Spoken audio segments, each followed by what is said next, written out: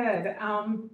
Good evening and welcome to the September meeting of Queens Community Board 6, serving Rego Park and Forest Hills. It's good to see everyone back.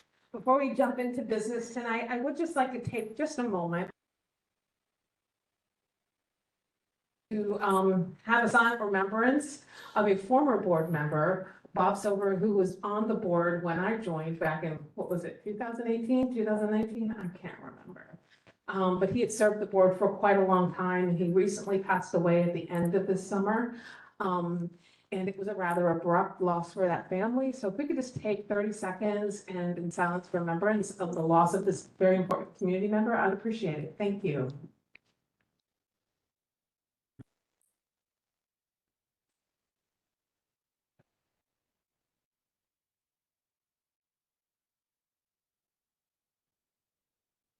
Thank you all so much. Okay, so as usual, tonight we have the following members attending remotely. We currently have John Darshevsky, we have Gladys Sandoval, we have Diane Rockmaya, we have Karen Imus, and we have LT. And they are attending remotely due to provisions made in the extraordinary circumstances resolution. As per the resolution, section 103A2D, you must be seen and heard for the entirety of the meeting or you will be counted as absent. Please use the raised hand function if you want to speak. Tonight, District Manager Nolan is away on a well-deserved vacation in the middle of the Atlantic Ocean. So this evening, Michelle, if you would stand, we have Michelle Hettich. You have probably been getting emails from her. She will be serving as our online moderator. Michelle joined our team over the summer and is our new community associate. And she knows our community Forest Hills Volunteer Ambulance Corps. So we're very grateful to now have her serving our community in a much different way. And hey, she's getting paid for it. That's a bonus. So we're really happy to see her. And she has really hit the ground running. And so we're really grateful for her and for her participation and her service to our board. If we could all stand, and we'll start with the Pledge of Allegiance. I pledge allegiance to the republic and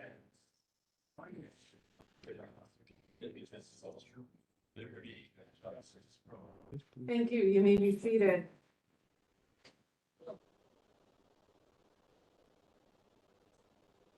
We're sort of battling it tonight. Board members and everyone, remember, when it is your turn to speak, please use a microphone. It helps us as we record these meetings and as the community relies on these recordings for these meetings. We ask that there be zero crosstalk and side talk. This impedes members of our board who have hearing challenges from participating fully. We understand that you may need to confer with one of your board colleagues, and that's fine. To do so, we just ask that you simply step outside of the meeting area and return when your business has been completed. So we're going to, as we always do, we are going to start with the public forum. We will now start, once we kill that chicken that I'm hearing, will be good and welfare report from board members. Good and welfare is an opportunity for board members to share community announcements and so on. Board members, we must remember that each member gets 2 minutes. I know that sort of our good and welfare ran quite long at our June meeting, but please remember you are going to be held to 2 minutes. Does anybody have anything to report tonight? Mark, I already had you on your list. Kind of new. Anybody else? Andy, wow. Anyone else? Pedro, okay, I had you already on a hunch. Anyone else? Going once, going twice. Okay, I'm going to start because I have one for Jean Silva, who's unable to be with us tonight. There is going to be a Pat Dolan Trail Fun Fitness and Trail Walk event on the 20th of September, starting at 10:30 a.m. If you are interested, you can email Jean Silva. Her email address is jeanfmcp@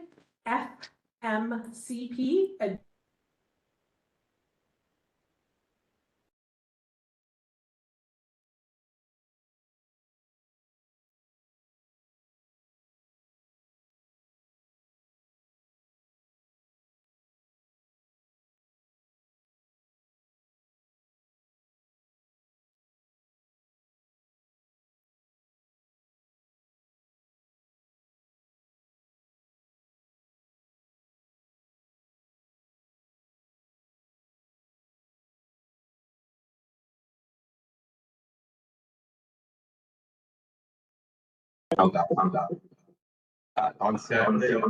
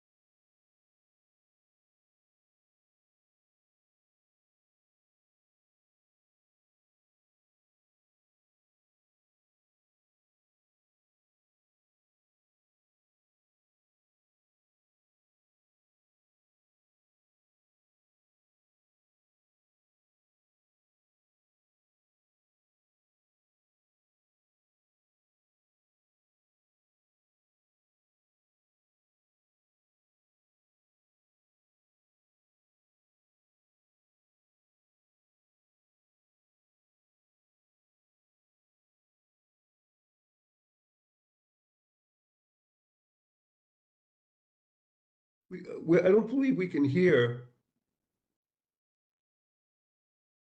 I don't think it's working for us.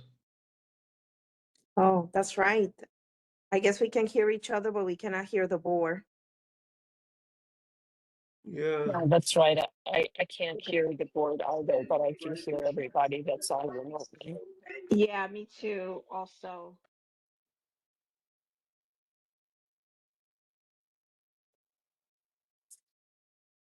There's no chat function to them now. I'm not sure how to let them. you know,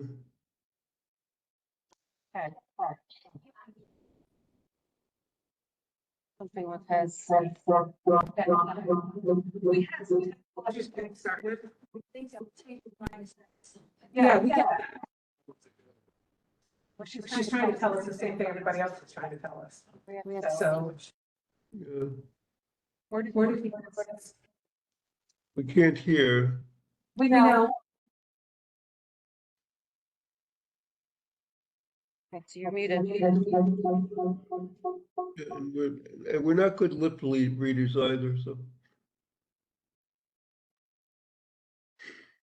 Okay. Can you guys hear us now? Can you hear us? Is that a yes? Tell me up. Big ass. Yes, we can hear you now. A lot of feedback. There's an echo. Yeah, feedback. Yeah, it's true.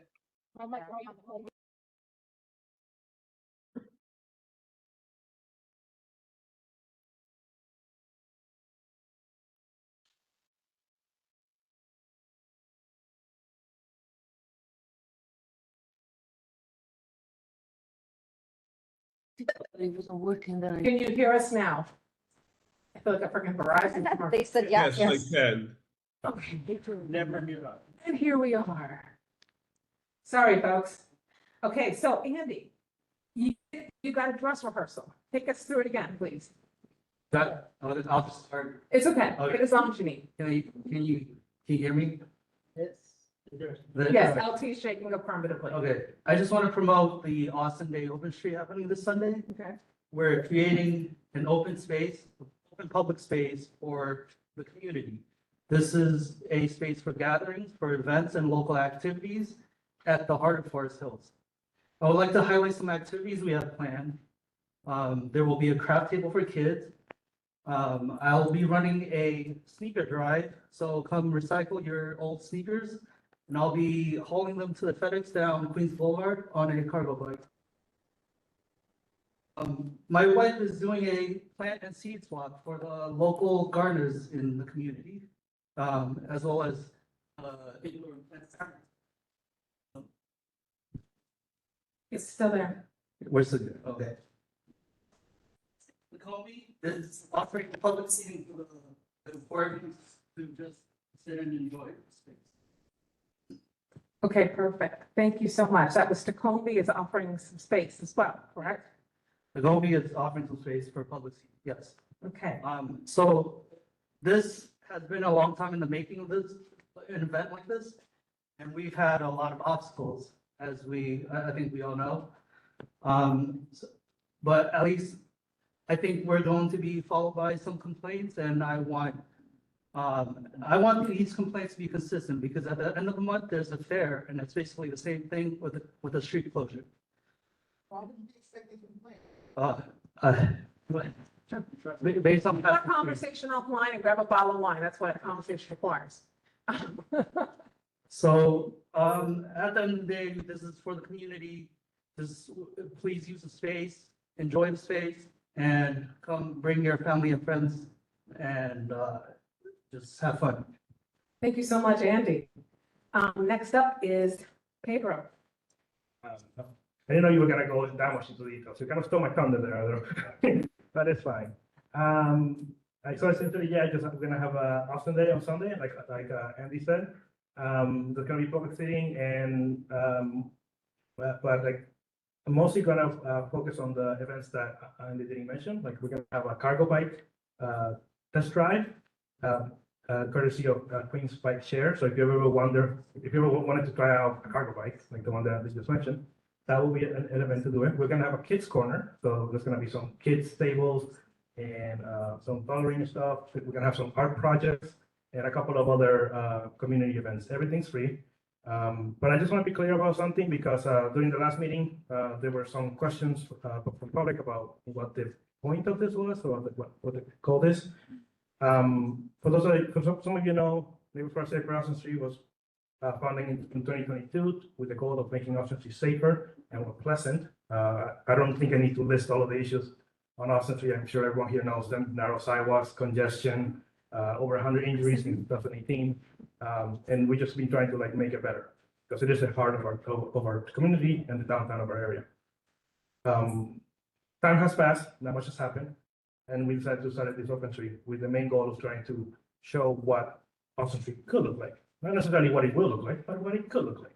And with the main goal being that we open up the space to more people, and more pedestrians to be able to walk through and visit other shops. What this is not, it's not like the fair that's happening on the 28th. So there's not going to be vendors selling things. In fact, we're not allowed to sell anything by law.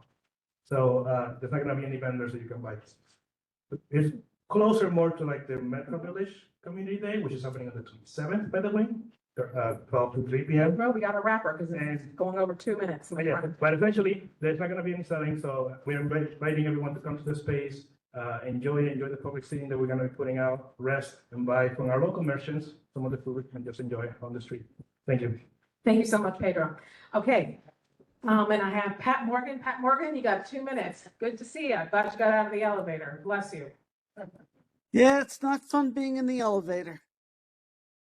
Thank you very much, and thank you, Peter, for your help. I wanted to let people know that Access-a-Ride has become a horror again. Right now, if you're someone if your vehicle is a half hour late, you're given an option of a taxi authorization or continue to wait for a vehicle. A taxi authorization means that you can call a taxi or they will call a taxi. The problem with it is that for the taxi authorizations, they're taking over 90 days to reimburse you for the taxi. So right now, they're still working on May. Now imagine your mailbox gets stolen when things get stolen out of your mailbox, as we have issues with the post office and other things, and people are not getting their money. It happened to me. So there are still a hell of a lot of problems with Access-a-Ride, and we need to work on it, and we need to bring them in to the community board so that they can talk once again about issues with Access-a-Ride. And I would also like to just bring out one more thing today. There was an incident on Queens Boulevard at Dynabar. The police arrived. It was a family dispute. The police arrived. They were incredibly professional. The woman who slapped her mother ended up slapping a police officer, and they arrested her. The police were incredibly professional. The rumors up and down the block were that this woman stole something from the Dynabar. That is incorrect. That is why I'm bringing it up here.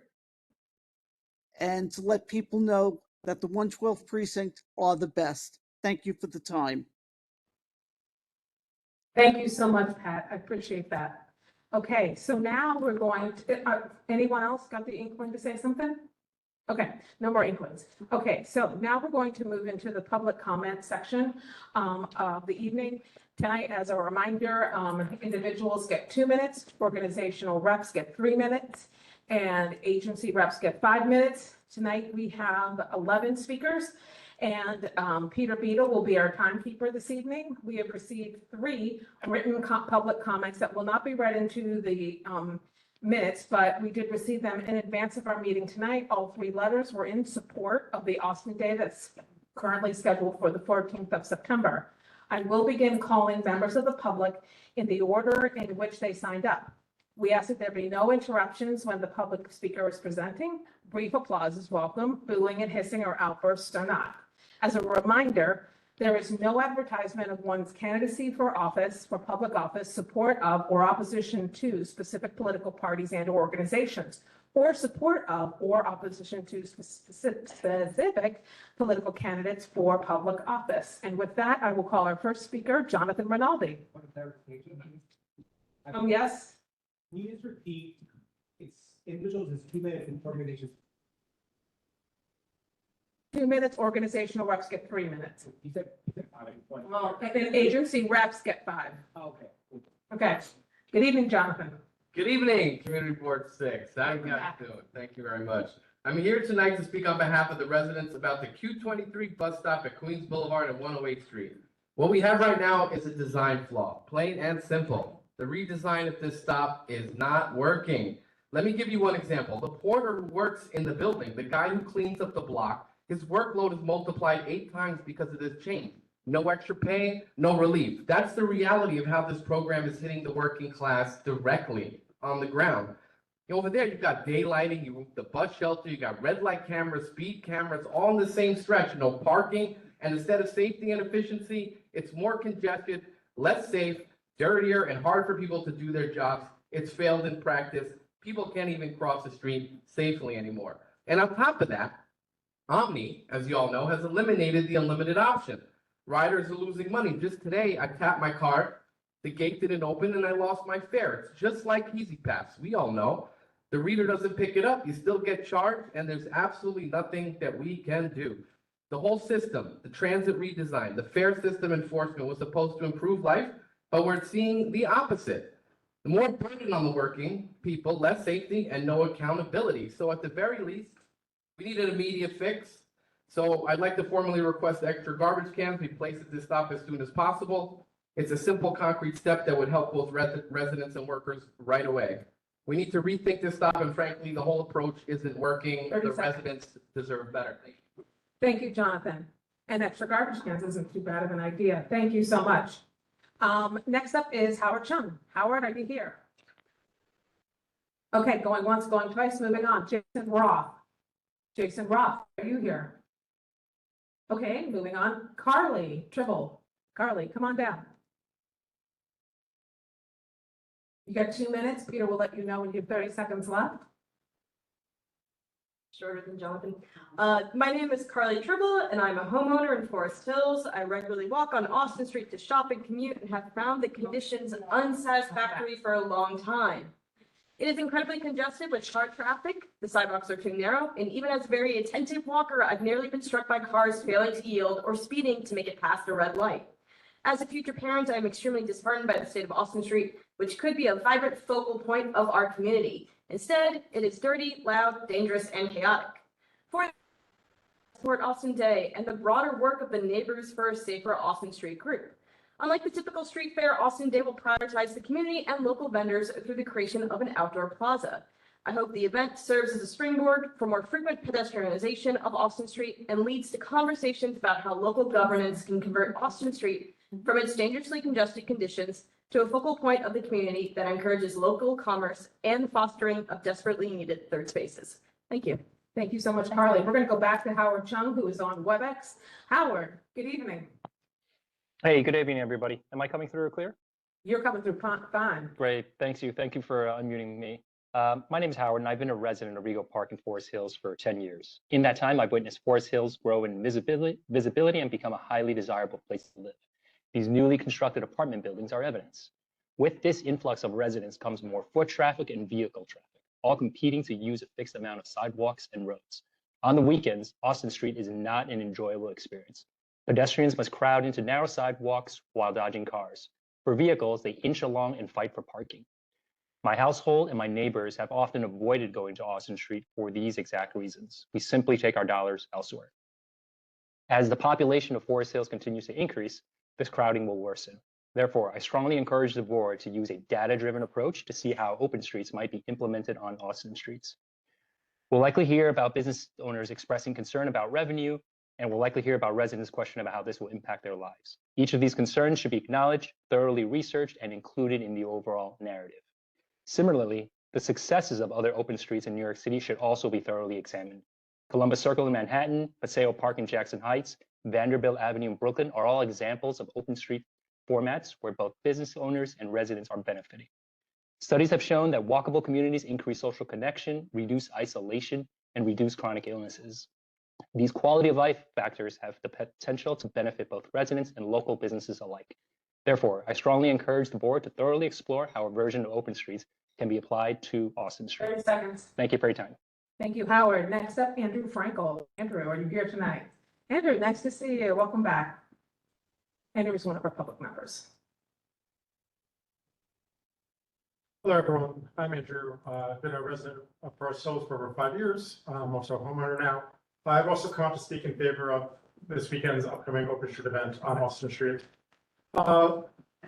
As a community, we often hear lots of debates, lots of different opinions on how to best use limited resources in our space.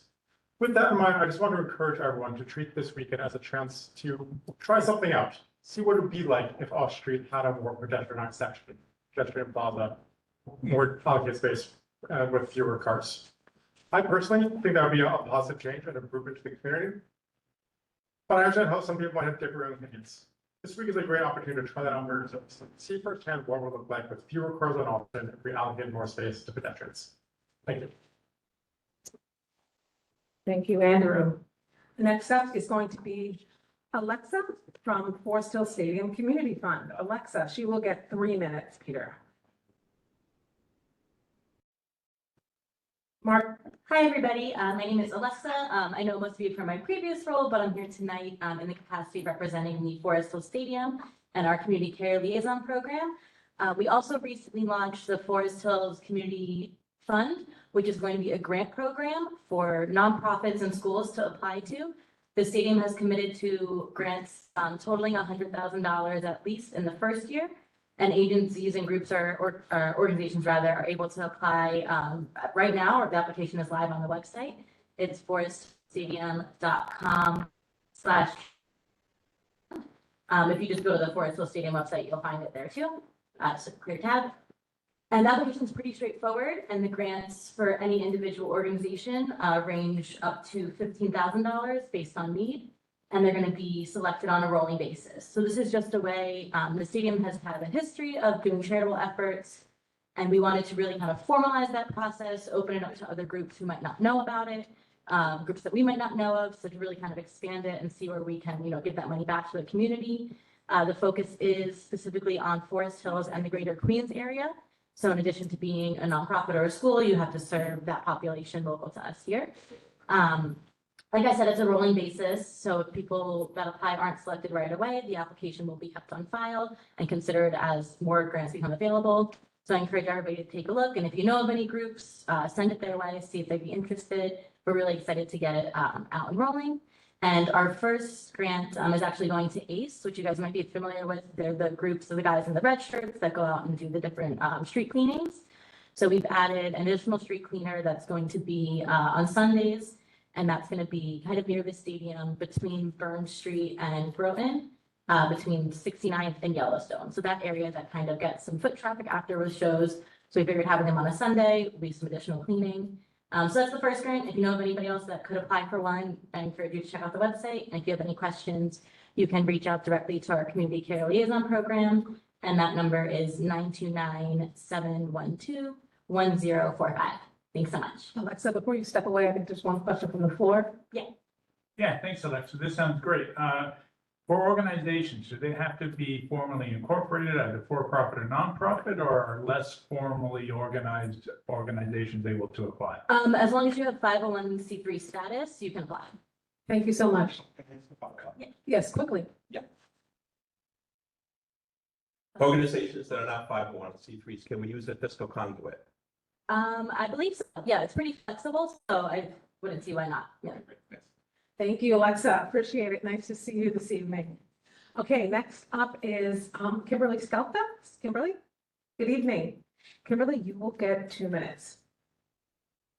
Everybody. So, like a lot of other people said, I'd like to tell you about my plans for this weekend. So some of my neighbors and I we're gonna take our dogs out and go down for a walk up Austin Street. Pick up some treats for them at Pet Club, grab some food, and enjoy the open plaza that's going to be out there. Thanks to the open streets that's happening. The open streets gives us the opportunity to spend time with our neighbors, meet new people, and just build our community while supporting local businesses, and really give us a chance to take in the beauty that Austin Street is for our community, instead of having to squeeze down our sidewalks and cross a bunch of cars while they're passing and all the traffic. It brings also similar economic benefits to the community, like the street fairs have, as in past meetings, people have said that's been very successful. And I think this even more so because we get a chance to explore businesses that are permanently in Forest Hills and easier to have recurring business. Not only am I excited for this weekend, but I hope that we can all come together as a community and get the support that we need from the government in order to make these events happen more frequently. Thank you. Thank you so much. Next up is Ed Brennan. Ed, come on down. Ed is one of our public members as well. Good to see you here tonight, Ed. Ed will get 2 minutes. Good evening. I'm here to talk about the 2 licenses for the cannabis retail shops.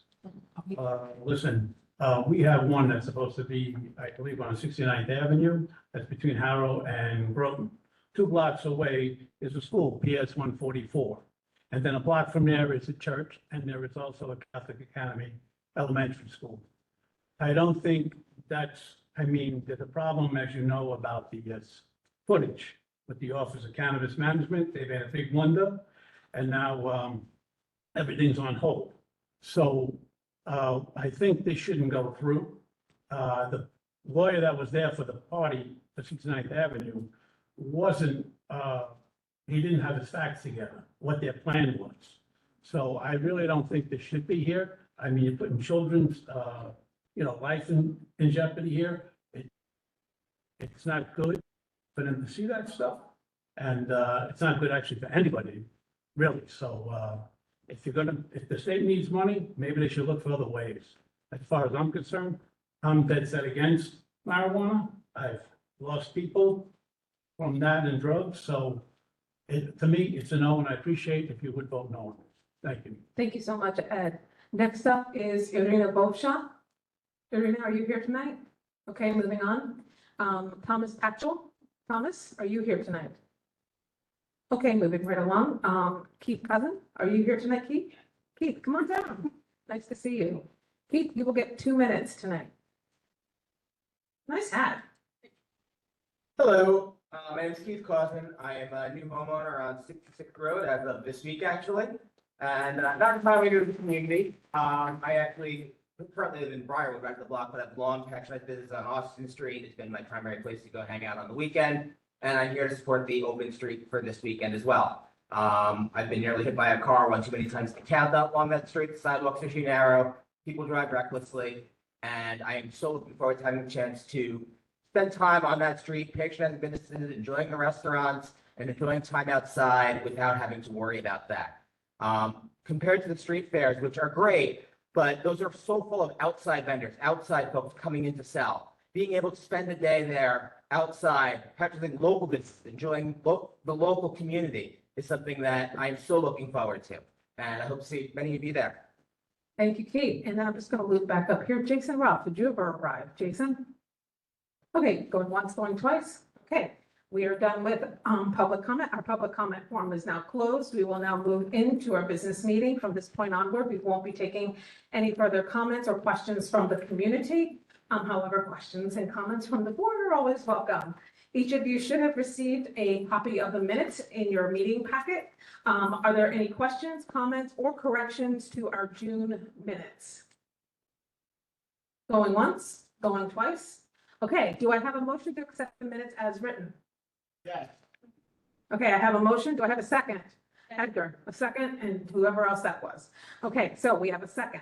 Got it. All right, so the minutes have been adopted. Now, I'm going to defer my chair's report until after the captain, because the captain has been standing here and it's hot, and I know what he's wearing has got to be baking him to death. So, Captain Fennessy, come on down. We're going to have a moment where he's going to give us an update board on the community and on the precinct, and then we will have a time for questions. But before that, in case you want to change to the Savannah hot, we're giving you a Community Board 6 t-shirt. I hope you enjoy it and wear it. You're very welcome. We're pleased to have you. Can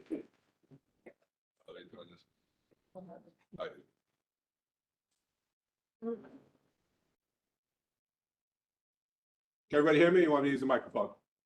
Best to use the microphone. What's up? Okay. Yeah, because you can catch up. Excuse me. Apologies, I got a little cough. Sorry. And yes, I would like to put the shirt on, but I don't think it'll look good on my Instagram, on Twitter, anything like that, so I'm going to refrain. But yes, it is very hot in this thing. Yes. So I apologize.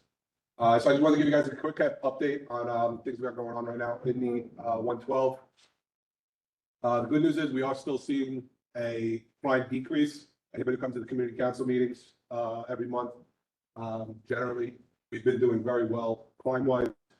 At the beginning of the year, we were getting hit very hard with residential burglaries. I'm sure everybody's well aware of it. In January, February, started kind of dying off around April-ish. And it just seemed to, we actually made a very good collar for somebody we're pretty sure is responsible for probably, if I had to guess, in Queens, I'd say probably responsible for probably about 40 or 50 residential burglaries, millions of dollars stolen. So we made an arrest, I think last week. He's been remanded. He's currently sitting in Rikers. So on top of the fact that we've already made some strides, we also think that that's obviously put a huge dent in it as well. One of the other issues that we're having still to this day is the felony assaults. Domestic violence still seems to be creeping up, as somebody mentioned earlier. I don't remember who it was. We're seeing a large increase in the population with these buildings that are being built. People moving into them, we're seeing an increase in population. So it kind of stands to reason that we would see an increase in things like that, unfortunately. But again, my domestic violence officers are always going out, always doing visits for everything that's where it's a felony assault, or even just for something a family members get into a argument and a dispute, and they're going at least checking up on them, making sure that the violence doesn't escalate any further. Another issue that we're seeing is regarding stolen cars. Stolen cars, things stolen out of cars, catalytic converters, airbags are very popular right now. Specifically, the Hondas and the Toyota RAV4s right now are specifically Honda CRVs, but also the Accords and the Civics. And the Toyota RAV4s are the popular things to be stolen right now.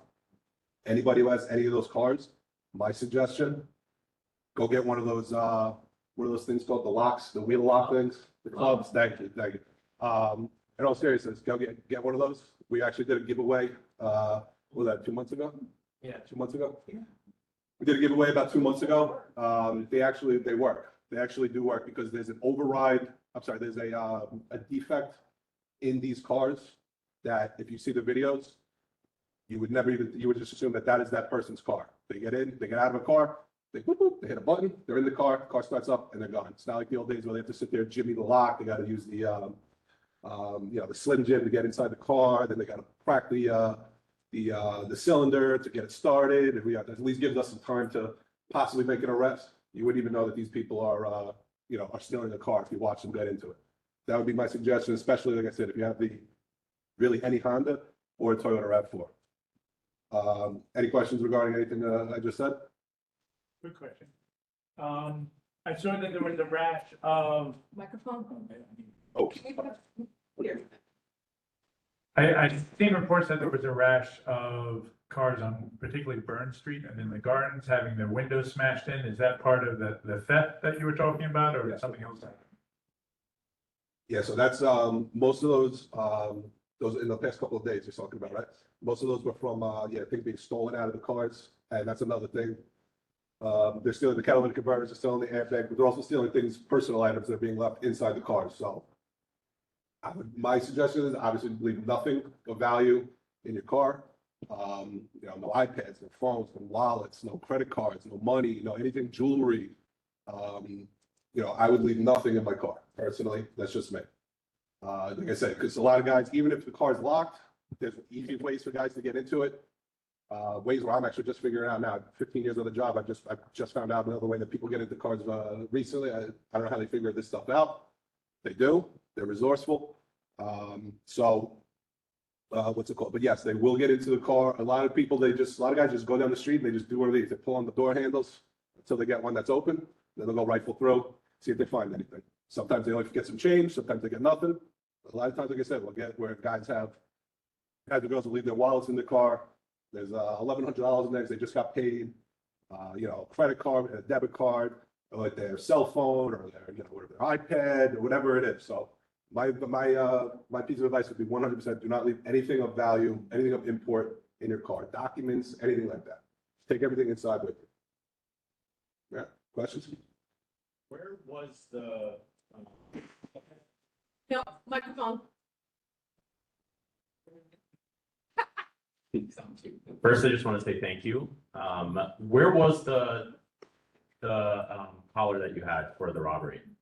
Like, where in the community where did you catch the perpetrator? Oh, so we didn't catch him on a live arrest, which would be like him coming out of the house, like doing a burglary, something like that. We've known, so this is where it's frustrating on for us. We've known exactly who's been doing this for months. We have anybody who's watching Law and Order, watch The Wire, watch any type of cop show where like the DA and the cops are interacting with each other, a lot of times we think that we have probable cause. The DA will disagree with us. And that causes that it's a disagreement. I mean, at the end of the day, they're looking at it slightly differently than we are. We want to get the person off the street as quickly as we can so that they are stopping we're stopping these burglaries, we're stopping whatever the crime is. They want to do the same thing, but they also have a case that they have to win. And probable cause to arrest is a much different and a much lower burden of proof than winning a case if it goes to trial. So that's where so long story short, apologize, went on a little tangent, but long story short was that we know who it was. We finally were able to piece a few extra things together to get the DA to agree that we had probable cause, and he was picked up and arrested by, I believe, our warrant squad. Yeah. Thank you. Yeah. Any other questions right now?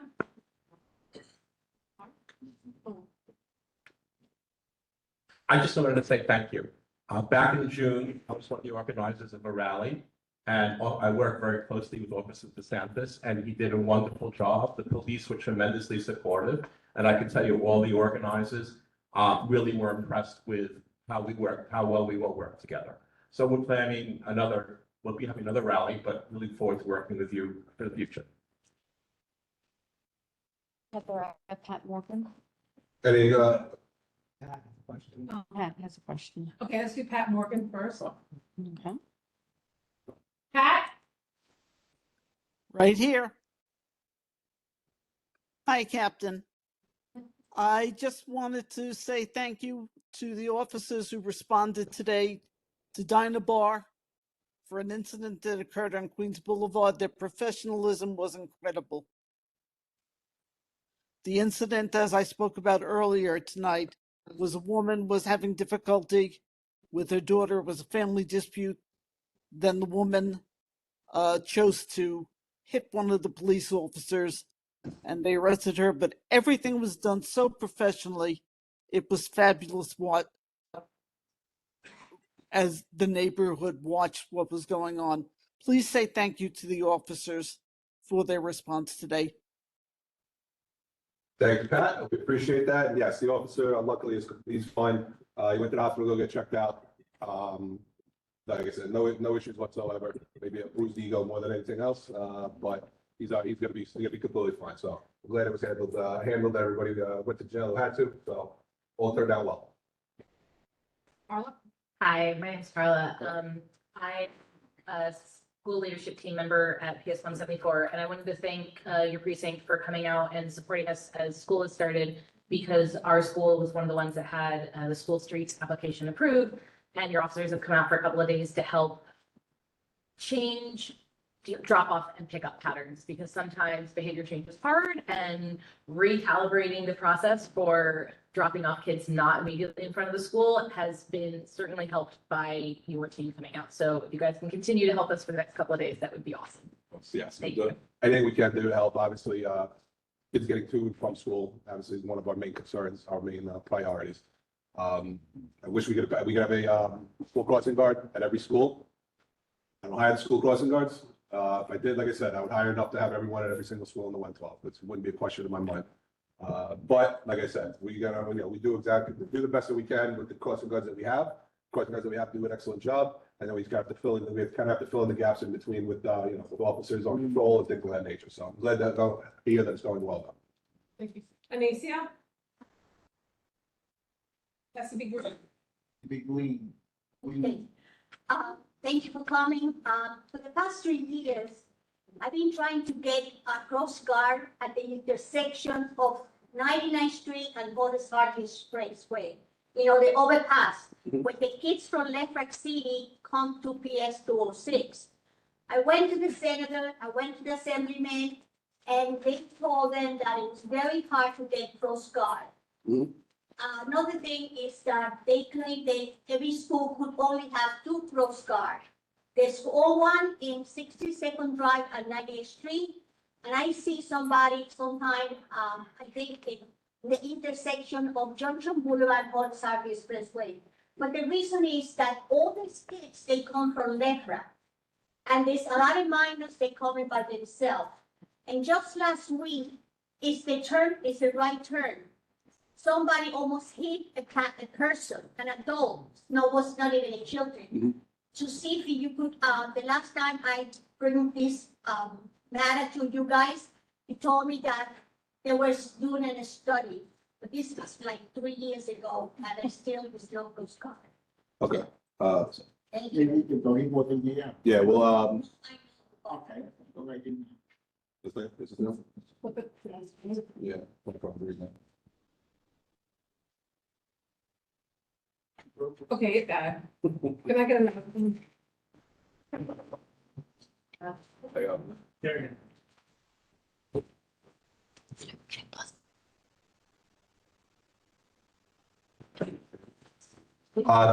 Apologies about that. But yes, honestly, I don't know anything about the study from 3 years ago. Promise is I will look into it. I promise you I will, if there is a study to be done.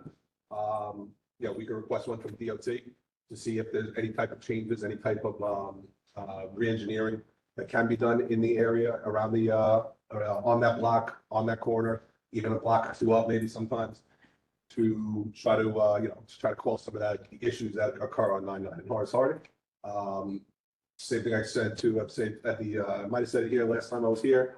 I always say the community council meetings around this stuff.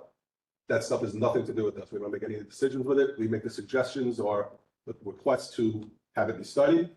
DOT then makes their decision, tells us yes or no, we can do something, we can't do something, or we can't do what you want to do, we can do this. So that's up to them. So we could look into putting a traffic detail request in that part.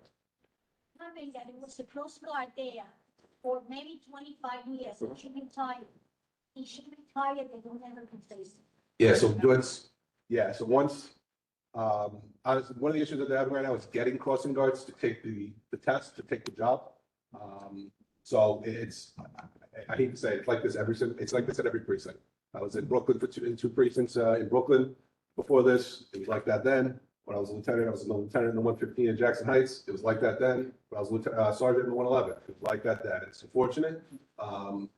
Pretty much since I've been on the job, and probably way before that, they've had issues with hiring more crossing guards. what the job tells us is that they want to, they just don't have the applicants. I don't know, if they're sure or not, I'm not 100% sure. I'm not involved with that stuff, but obviously, like I said, it's something we will obviously look into, especially with DOT, see if there's something they can do. All right, one last question. Pedro, let this poor man go out and get himself something that's kind of really. Thank you, and,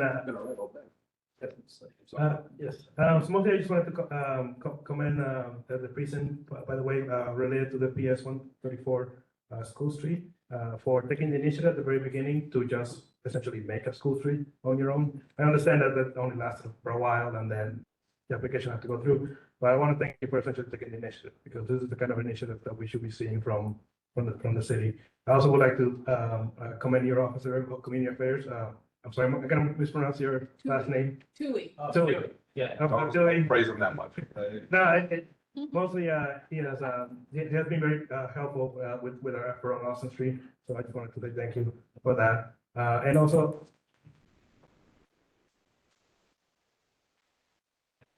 and also on the crossing guard situation, as the community board in the interpretation committee, we have essentially made it we're going to be approving every school street possible.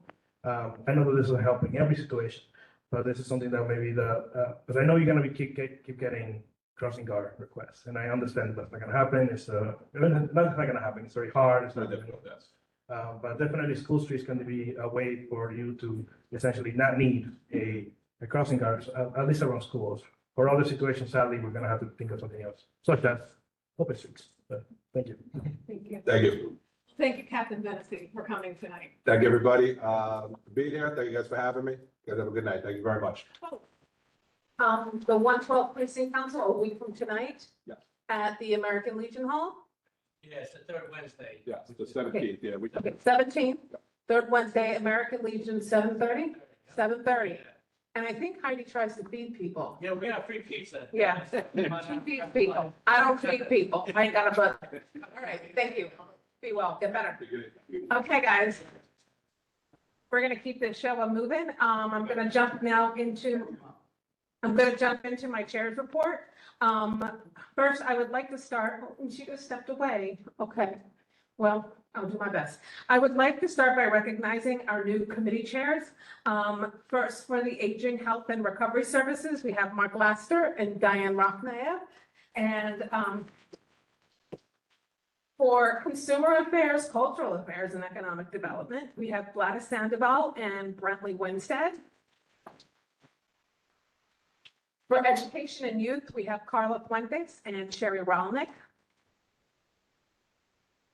For Environmental Protection, Sanitation, we have Pedro Rodriguez and Natalie Pienkaus. Natalie, you can kill me later if I screwed it.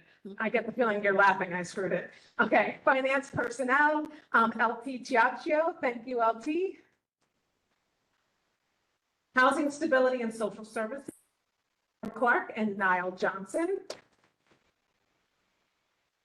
And not here tonight, but wearing two hats is Keith Engel, who is the chair of Land Use, Housing, and Landmark, and also the co-chair of the Select Committee on the Rockaway Beach Branch Right-of-Way.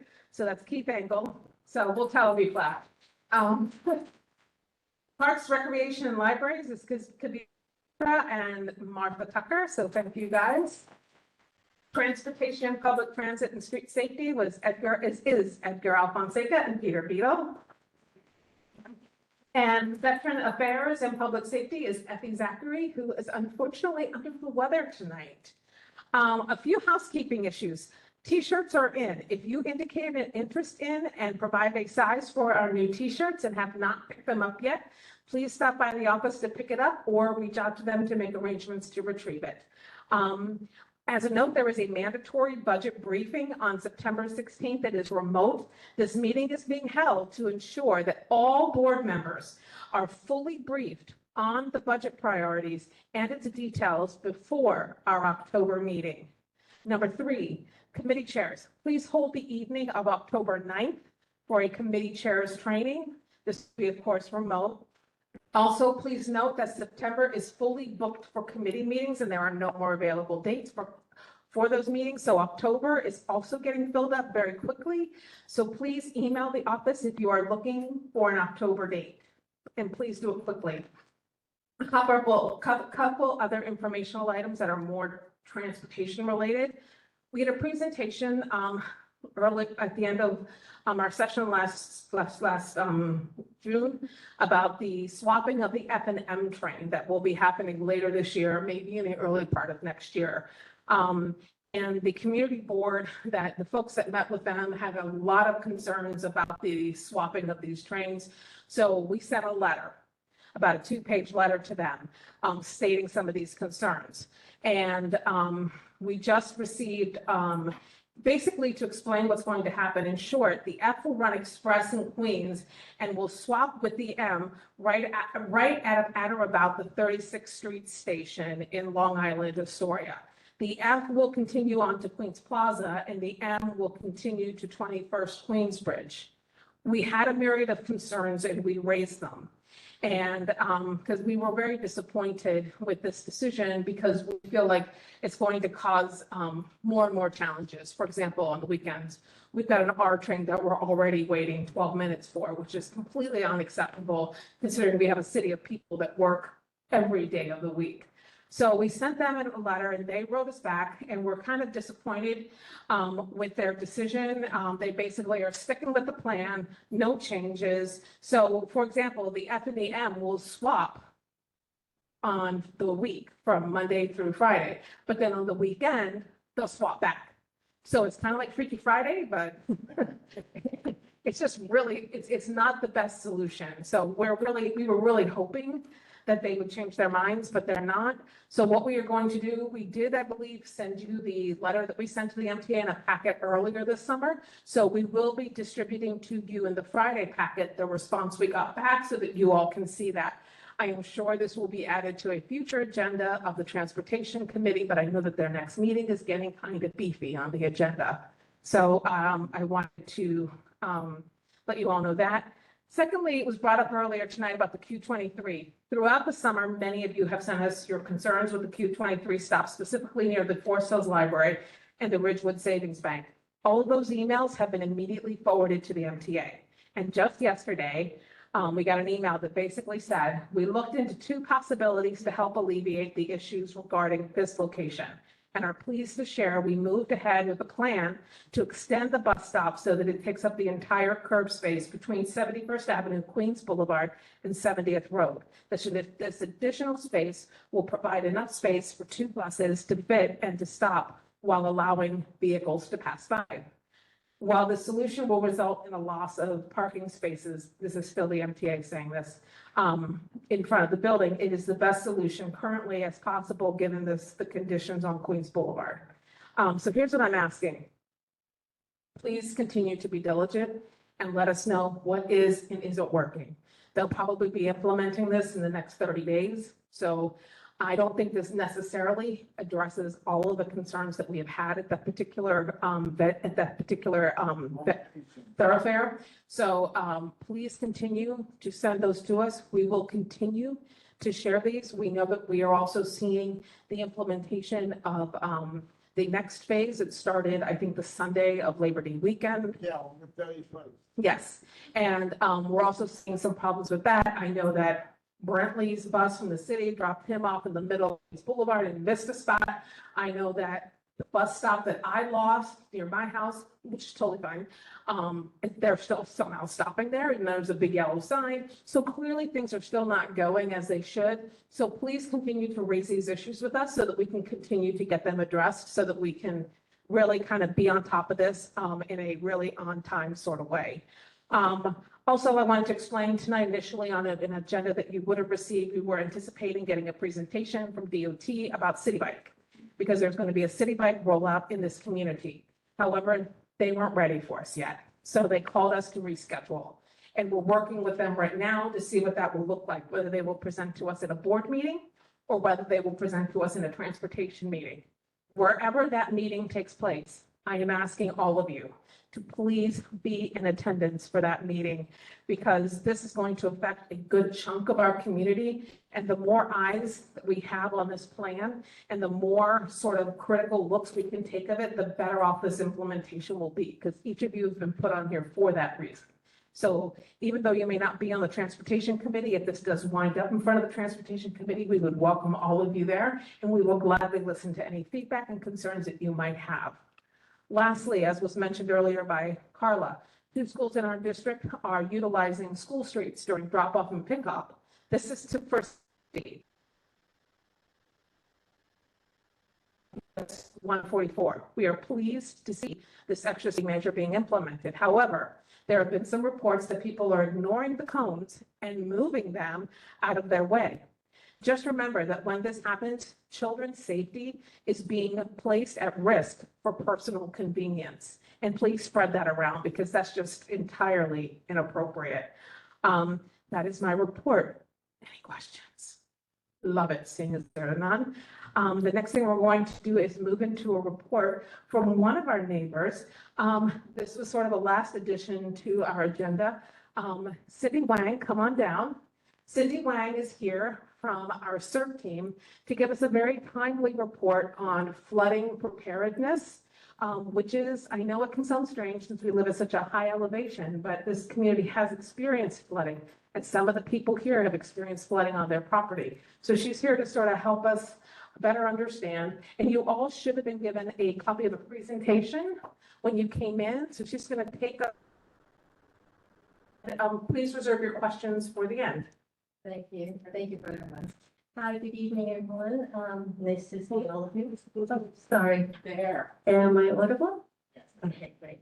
My name is Cindy. I've been with CERT, which is the volunteer aspect of NYSEM. NYSEM used to be called OEM. Now it's NYSEM, New York City Emergency Management. The headquarters are in Brooklyn, in Cabinet Plaza, downtown near the Red Cross office. The reason I joined CERT was because I was down at ground zero from September the 12th, 2001, all the way till the end when they no longer needed volunteers, which was the first week of December, and that was the closest I've ever gotten to a war zone. So I got motivated to continue my volunteer services. And when CERT rolled around, their first office was in Tribeca. I joined the office downtown. And when CERT opened up in Queens, Forest Hills Regional Park was the very first branch of CERT Queens. And I joined CERT Queens in 2003. So I've been with CERT basically for 22 and a half years, going on 23. And as a volunteer, we are here to teach people how to be prepared. We respond to any emergencies. We're basically a support group, and we do recovery at some time. But a little more about the background is, I guess, going to take up too much time. I'm here to talk about basically flooding. We're right in the middle of hurricane season. As you know, hurricane starts from June the 1st to November 31st. And for New York, the critical time is from basically August to October. So we're right smack in the middle of hurricane season for New York City. And as you recall, we were in a terrible flood when, well, it wasn't a Hurricane Sandy, but it was downgraded, but still, the entire subway system flooded from sub-level all the way to street level. It basically turned into one gigantic subterranean swimming pool. And everything from cables to the tracks to, I guess the old structures rusted from seawater rushing in. So in case that ever happens, hopefully not, but in case that ever happens, I want to get you prepared what the basics are. And since we're right smack in hurricane season, if you ever get notice of a flash flood, first thing you do is move your car to higher grounds. If you don't have a car, that's great, but that's one less thing to be worried about. The other thing is, try to, I guess, be prepared with a set of, things for, in case there's a blackout, in case you have no water. This is not part of the official package, but in case we lose power, we may lose water as well. I tell people get a few buckets, buckets that you use for mopping the floor. Have them ready, fill them up before any kind of potential storm, hurricane, tropical storm, in case you need water to wash your hands, flush the toilet, things like that. The other thing is, there's a great site, it's a website, nyc.gov/em. It has everything that you need for emergency preparedness, okay? You can also text certain numbers, to get these alerts. The other thing is that New York City is made of 6 zones. Know where your zone is, you can call 311, it's that easy. Find out what zone you're in. They will tell you what the evacuation site is. For Forest Hills Regal Park, we used to have Forest Hills High School as an evacuation zone. Then they recently moved it to the junior high school right across from the precinct. I guess everyone knows where that is. That is, thank you. Thank you. It's, the newest evacuation zone. That's on also another high ground. So the best thing to do is call 311, find out what your evacuation zone is. You don't have to give them your exact address, just give them a cross street. Say, this is my cross street, where's my evacuation zone, what school, or where should I go in case we have to evacuate? The next important thing is if you have to evacuate, you have to have go bags ready. You can't pack at the last second. So what I tell everyone is when you make a go bag, there are strict guidelines. They keep changing. So if they do have a situation where you do have to, evacuate, the best thing to do is have a go bag ready for each member of the family. Namely adults. If you have small children, you could put all their things into one bag. What I'm going to focus on is what you need, the updated list for a go bag. I'll speak slowly in case anyone wants to jot this down. It's recommended you have enough water for 3 days. You have a little first aid kit ready, bandages, gauze, things like that. If you have an elderly person, if they have hearing aids, have those ready as a spare. If you read or you need glasses for seeing, put an extra spare pair into your go bag. Always have at least one flashlight with backup batteries in your go bag. A battery operated radio is recommended. That radio should have AM and FM. In case you need news update, there's no power, no TV, no radio, you have that little backup battery. Make copies of all your important documents. You can either put it on a flash drive or make Xerox copies, put it into a Ziploc bag, make it waterproof, put that into your go bag. And also your important documents is have proof of your address, have your photo ID.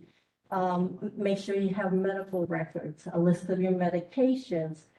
Put all those things into a waterproof bag as well. For personal hygiene, put whatever you need on a daily basis, your toothbrush, your comb, your brush, toiletries, things like that. And in case there's a blackout, very important, bring cash. And don't bring large bills because there's no ATM and no way to bring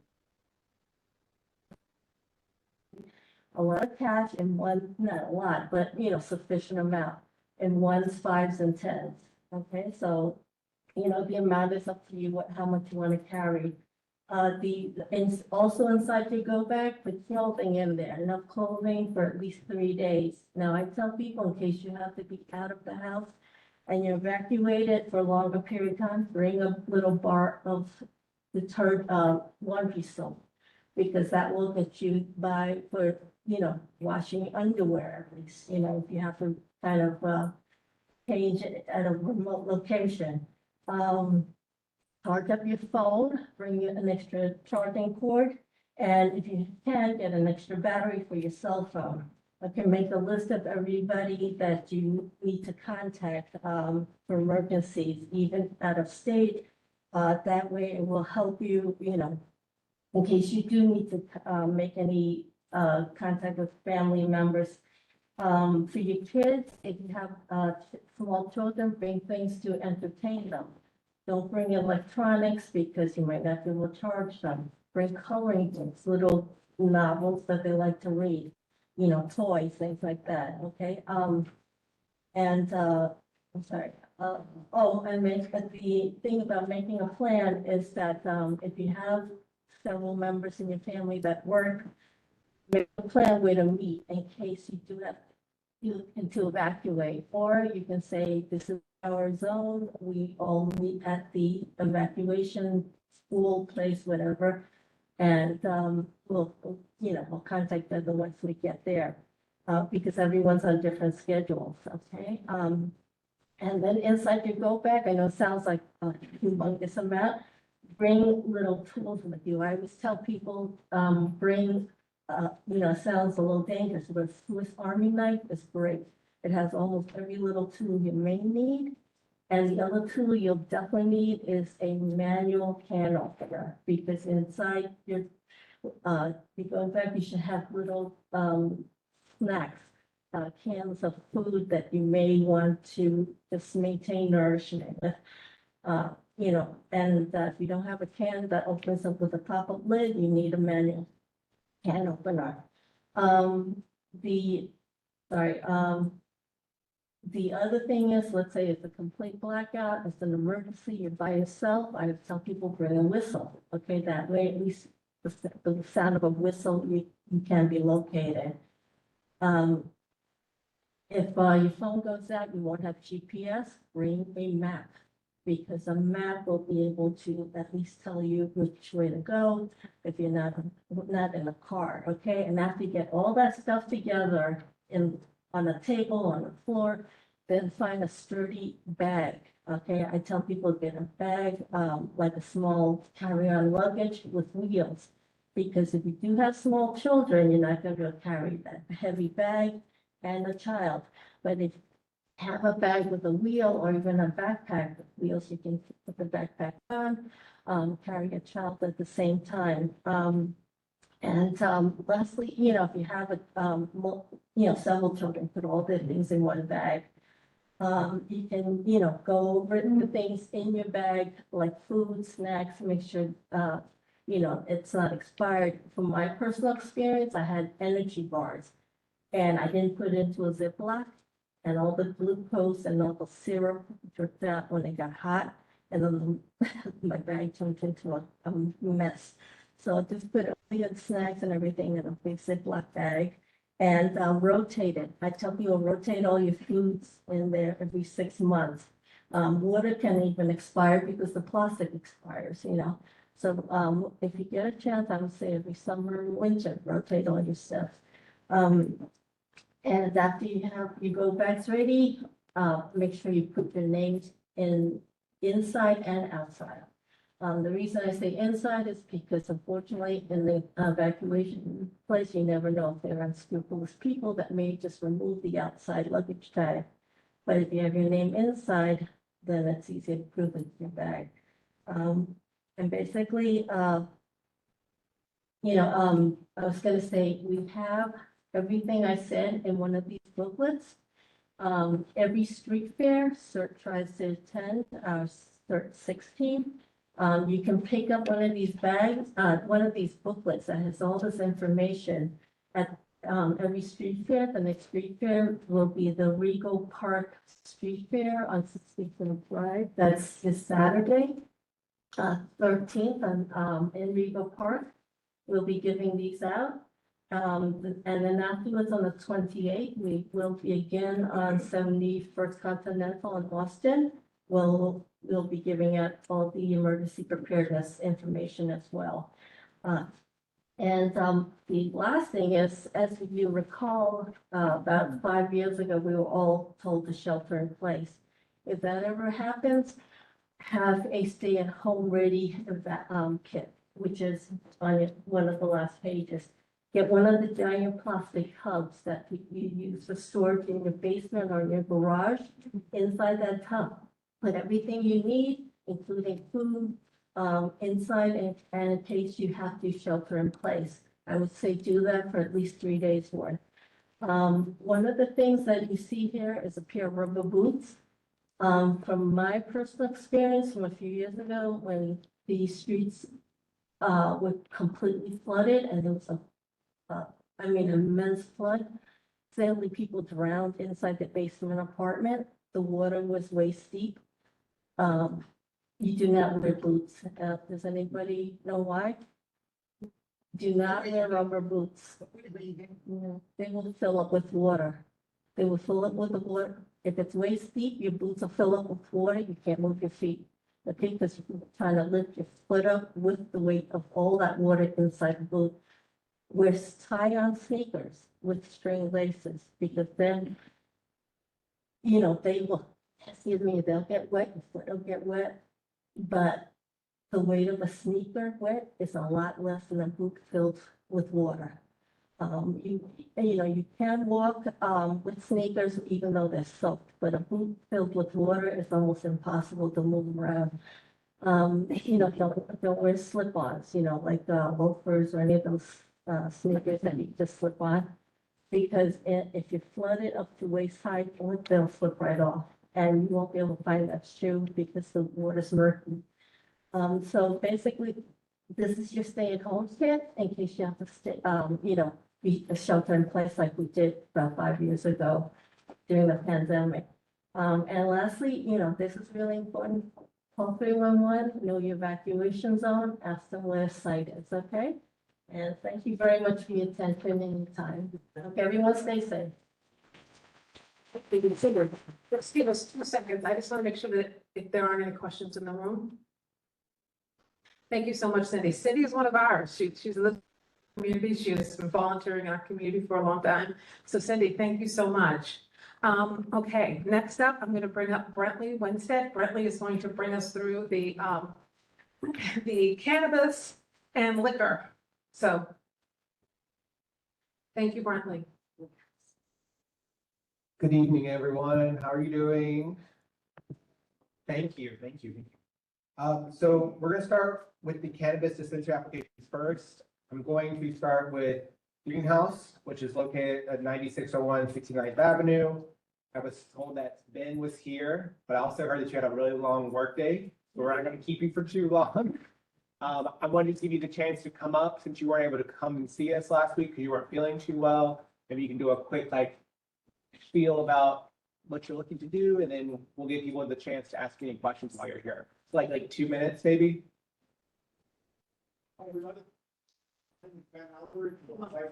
One second. Can you check the secret? Check. Hi, everybody. My name is Ben Alpert. I'm a licensed electrician, and I have a provisional license for a recreational cannabis dispensary. I grew up in New York City. I live on Long Island now. I was given this opportunity as a social equity program because the state deemed that I was unjustly persecuted as a young man for cannabis. And at the brains of my operation right here, Kevin can answer any questions on the business end, but any questions about me, I'd be happy to answer. Thank you. Then we're going to open the floor to questions. So if you ever, Kevin can join it. Yes, Kevin, you can join if you would like to. So can we just have a raise of hands? Does anybody have any questions for Kevin for Cushy, Greenhouse, which is located at 96-01 69th Avenue and Forest Hills? Okay, anybody besides Peter, Herb, anyone else? Eugene? John D. Okay, Who else? John On the WebEx. Saba. Oh, no. Okay. Am I recognized? No, you're not. 1 second, John. We're just letting you know that you're on the list. Okay, fine, sorry. Hey, hi, thank you very much for coming. I don't know if you were here at the very beginning of the meeting, but a member of the community, Mr. Brennan, had some concerns about this particular location, particularly its proximity to schools and other facilities with children. and that it was sort of still outstanding, right? The state, apparently there was some miscalculation of distances. How does that relate to your operation, and what is your response to concerns that this may be too close to those schools and other educational facilities? Sure. So the state originally had provided that there was 500 linear foot rule from schools, but they had other provisions in it that said if the school is not exclusive occupancy, if the school is on a different road, that you could operate a legal cannabis dispensary. However, they've recently revised their position on it and said it is measured from property line to property line as the bird flies. In this particular location, we meet that criteria. We're over 500 feet. We provide support to the community board where we measure from the edge of the sidewalk beyond the property line to both properties. And we're not even on the corner. We're the second store into our corner, and we are above that distance. My response to the community is that legal cannabis dispensaries are not the problem, they're the solution. Queens has been identified to have hundreds of illicit smoke shops. Over 272 of them have been shut down in the last 3 years by the OCM, and more are continually shut down. Most notably, in January, a smoke shop was shut down. That was just off of Austin Street, very close to the Russell Sage Junior High School. In this particular case, Austin Street is going to have a lot more exposure to the youth when they pass by there than they will with us. We're trying to break the stigma of cannabis by associating it with plants. At the end of the day, it is a plant. The real danger is purchasing from smoke shops that have no regulation or control and no lab tested products. So we believe that by providing education and literature and a strong community outreach, we can start to bridge the gap as to why we are the solution. Thank you. I think I might guess. Just one thing to clarify. Part of, I think, the problem that the OCM was also having was they didn't realize that there was also an education law that kind of kept them along the books that talked about property line and not just like to the door, which is how they were measuring. So it wasn't just OCM's laws, it was also an education law that they were not taking into consideration. And so there have been several, like I think over 100 approved licenses that are actually in violation of that law, and they are having to work a solution right now for that. And the good news is I will tell this board that right now, this board has yet to say yes to a single applicant that was not legally, that all of our folks have been more than sufficiently away from schools. So we don't have any of those in our district. Our district manager did check, she did the due diligence, and we are able to confirm that. So I just wanted to let y'all know in case that was like peeking up in your head going, hey, no, we're in good shape. All the ones that have opened are far away. So I have, right now I have on deck, I have Herb, Eugene, John, and Brentley. Edgar and who? Gary. Okay. All right, so Herb, take it away. Can he get a mic? Question was answered. Love that. Okay, Eugene, get the man a mic. Sorry, I missed this, but what type of dispensary is it going to be? Like, are you focused on specific products? I'm just curious to learn more about it. Sure. So as an adult use recreational dispensary, we're going to be predominantly focused on smokables, edibles, and obviously bringing high quality product to the market. As I'm sure many of you are aware, there is a drug problem on the ground and in the boroughs with fentanyl. And that's why it's so important to have your product tested at 2 levels. For us, we have to source all of our product from licensed individuals at the cultivation level, it's tested, and then again, at the processing and manufacturing level, it's tested. As far as the types of products that we'll be putting out there, we have placed an emphasis on sourcing from smaller businesses that are based out of Long Island.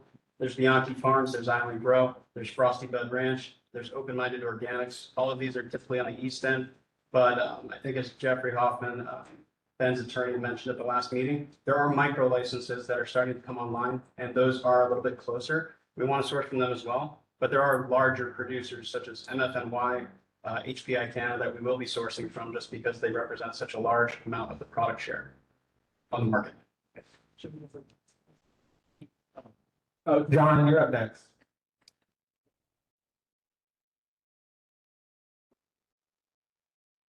You unmuted?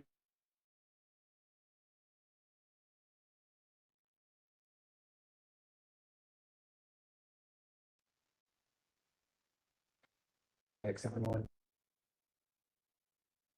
Yeah, I sent him the request. Yeah, you're fine. Am I okay now? Yes, you're good.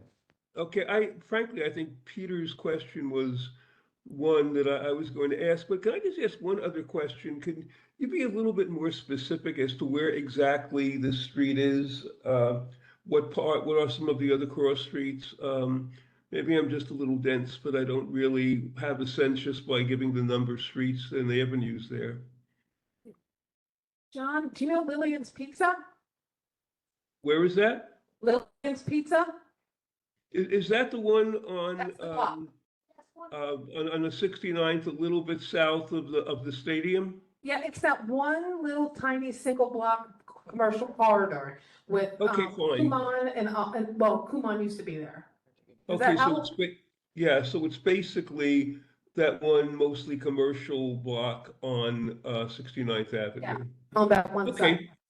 Okay, thank you very much. Thank you, John. You're next. Oh, okay. So, one of the questions that your attorney could not answer, I did want to ask that question tonight. It was, so Kevin, you can already answer this for you. I told you I was still gonna ask it. So one of the concerns that was brought up was that the ones we approved so far, they have a dual entrance. So they kind of open one door, they're in a foyer, there's security to check licenses and things like that. And they go into the next door, and that's what the store is. Could you give me an idea? Because I don't believe this current location that you've selected has an option like that. And I am concerned about potentially someone going in and seeking past. So do you have a plan to how you might reduce that potential? Yeah. So with regard to the visibility and security of the shop, we are going to be putting in a small reception area that a security guard will be manning, and there will be a secondary door for people to enter the store. No one will be able to enter the store without passing through and scanning their physical ID with the company's hardware called ID Scanner. That's done both when they enter the store and when they go to process their transaction at the POS. Thanks, Kevin. Edgar, I believe you're next. Hello. Hey, good evening. Thanks for coming by and telling us more about your application.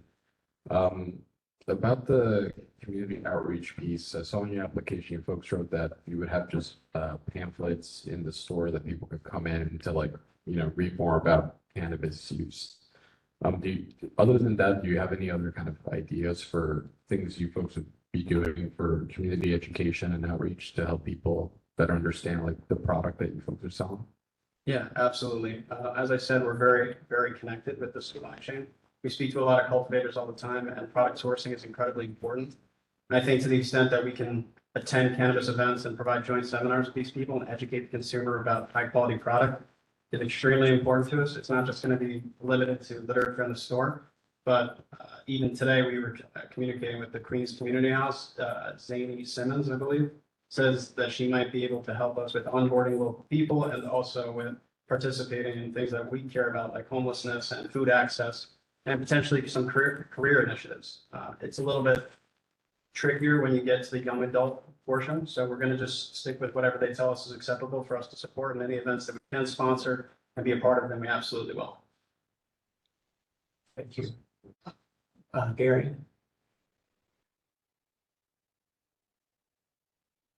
I just wanted a little bit of clarification on that strip. So when I was looking at it, I noticed a surprising amount of after-school enrichment programs on that small strip.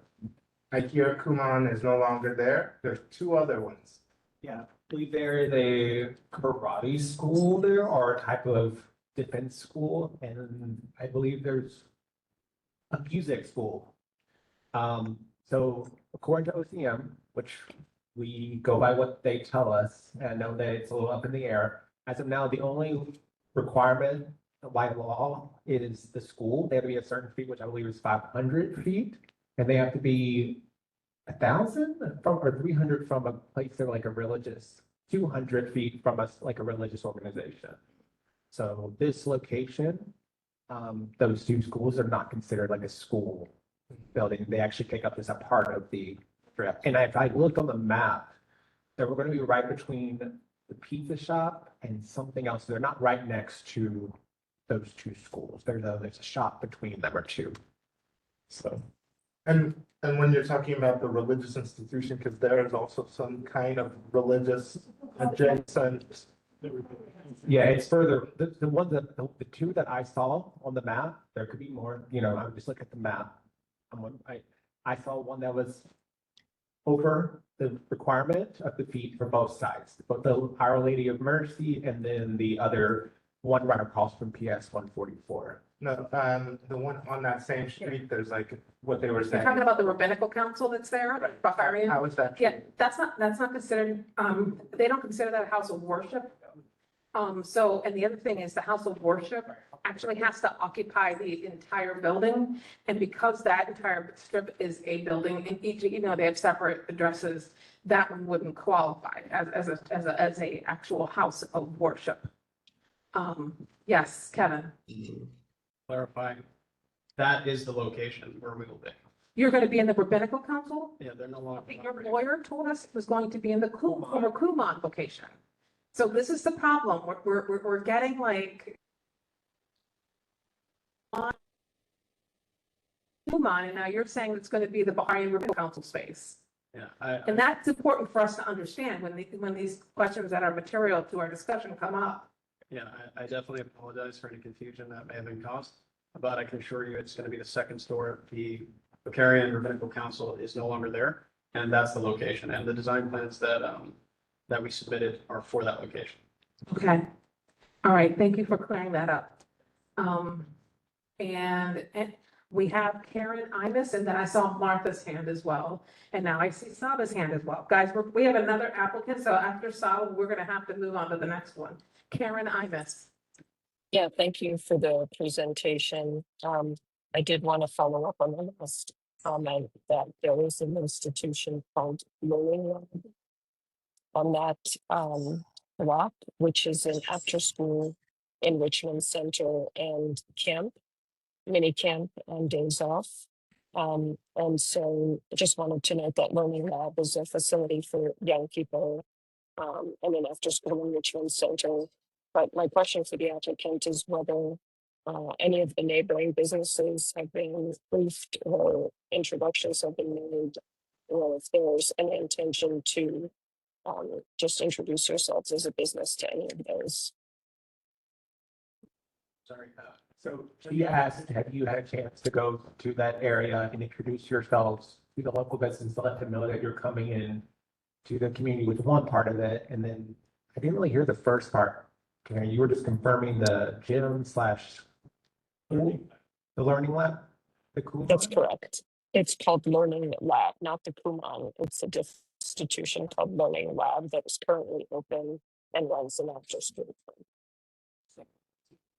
Yeah, so my, This is stick with the introduction. yeah, so let's go ahead and just focus on the introduction. We'll talk about that one if we have the time. Could you just let us know if you've done that or not? Reaching out to the community and all the local surrounding businesses is something that's on the agenda for us. We only found this spot 2.5, 3 weeks ago, and we're actively moving to participate and meeting everyone around us. Okay. Karen, just to your point, focus that we have is really just on this schools, the 500 feet, and then the 200 feet for place of worship, correct? So if they come out with more information, Karen, I'll be glad to make sure I get it over to you, but I don't have, there's nothing like that on the OCM website at the moment, but I know they are, you know, updating things as we're talking right now. So Martha. Yes, the Learning Lab. Microphone. You turn tables over. Check. Just confirming that. The Learning Lab is on 9621 69th Avenue. They are very active. They've been active, and they actually have classes for preschool to elementary school. Yeah, listen, we understand. What we're explaining to you guys is what the law is. How you guys choose to vote in relation to the businesses in the area is why you're on the community board. If you feel that the law is insufficient to the cause, two things. you can sincerely vote against the license. You can also send an email to your state senator and your state assembly member and say, hey, there's such and such, and I need this changed, and I need this to happen. We are merely trying to explain to you guys what the law is that allows them to be in good standing on this application. Whether or not you vote to approve it or not is a whole other story. Heather, Yeah. in all fairness, I do understand what you're saying and I agree with you, but I just wanted to bring it to everybody's attention. Who Yeah. may not know that this is an active business. No, that's totally fine. I just wanted to explain what we're kind of sticking to because we kind of have to do it that way. No, totally fine.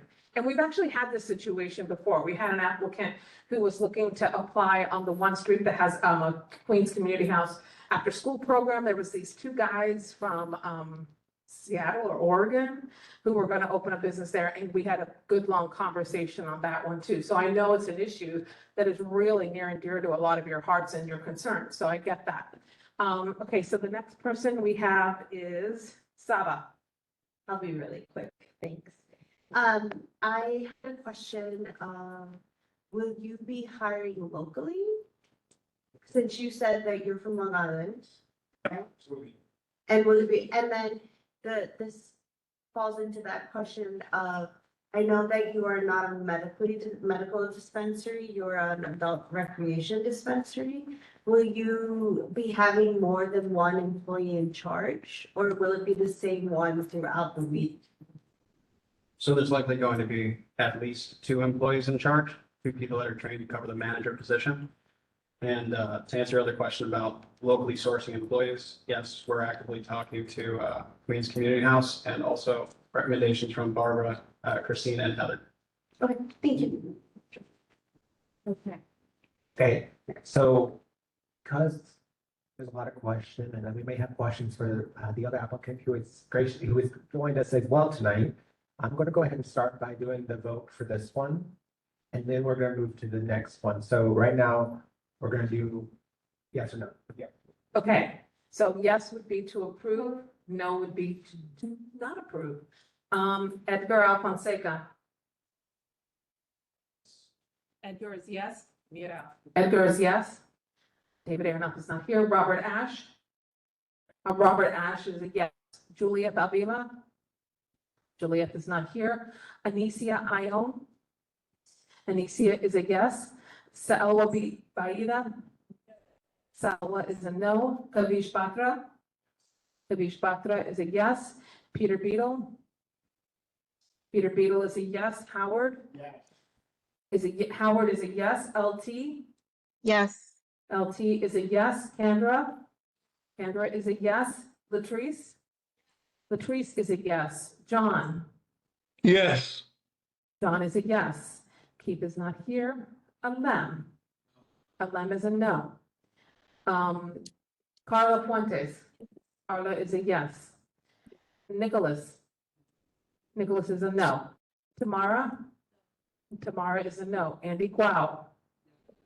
Andy Guao is a yes. Karen Imus. No. Karen is a no. Serena. Serena is a no. Niall.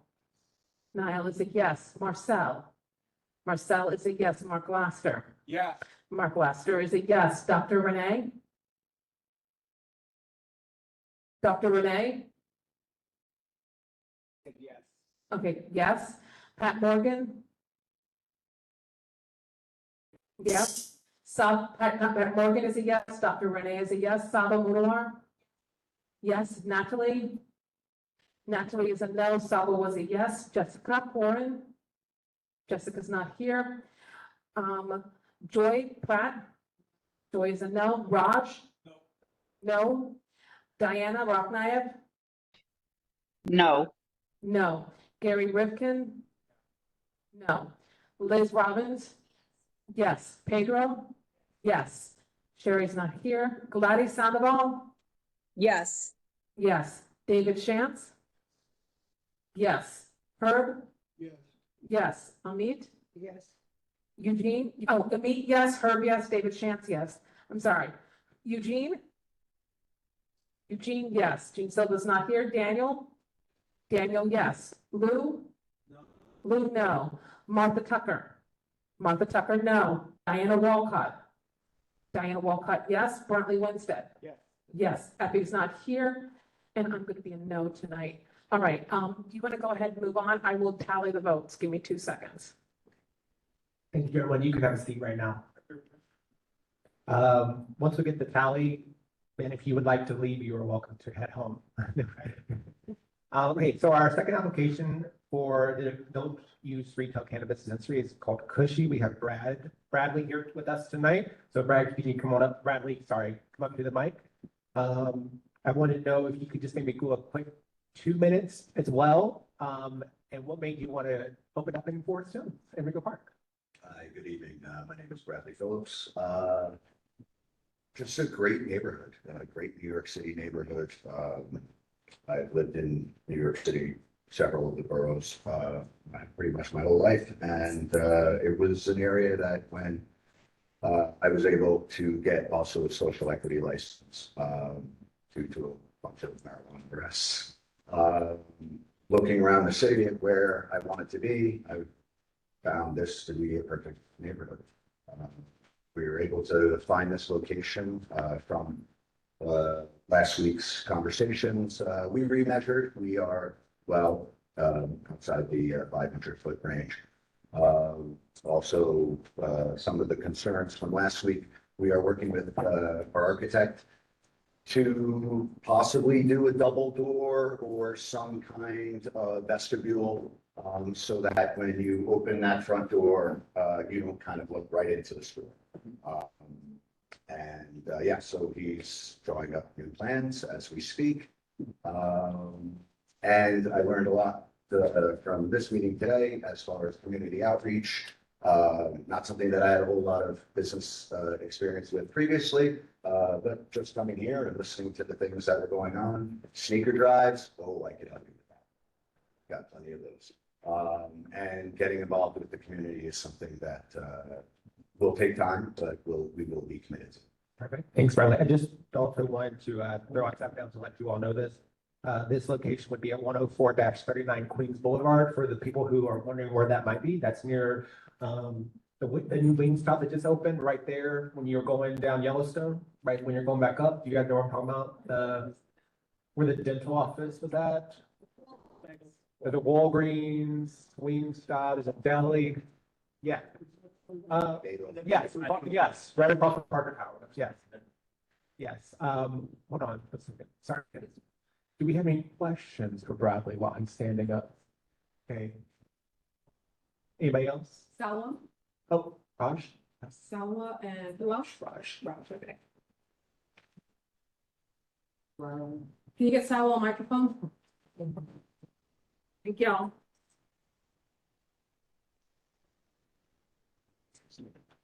Number 6. Thank you. Thank you guys for being here. Thank you to both the folks that are presenting regarding cannabis. I just want to share community concerns regarding appearance. It's a twofold concern. One is just aesthetic, right? A lot of the cannabis establishments that have come up really have had just not a great look. And so when I say not a great look, I mean that, you know, when you talk about what a beautiful and wonderful neighborhood it is, the things that stand out to you about it are the things that we would like to see more of and not less of, if that's. But then also, a lot of the resistance that I hear about from the community is less so about regulated cannabis, which I think if you're going to have cannabis, that would probably be a good one to have. But that there's a lot of, there's the talk that, you know, it's not, people are not trying to attract underage users and vapors. But in reality, when you look at the appearance of the store, when you look at the things that are advertised at the forefront of the store, fruit-related items apparently tend to be trendier among youth. The articles are out there. This is obviously not my wheelhouse, it's yours, but so there's what's actually being attracted. And so I'm curious what your particular establishment will do to not be attracting vaping and youth and that sort of thing, in addition to what you've already shared, and also the question about the aesthetics of it. So We are working with a designer. So far, I'm very pleased. I personally think it's gonna be a really beautiful store. As far as we don't display anything in the window, the windows are frosted and or baked. So the goal is zero enticement. And that's throughout all forms of marketing and advertising. This is all by the OCM's guidelines. We are very, very limited in our marketing and advertising ability, all to prevent exactly what we're talking about, which is colors, flavors. Yeah, kids go for them. Yeah, it's literally, it's not legal.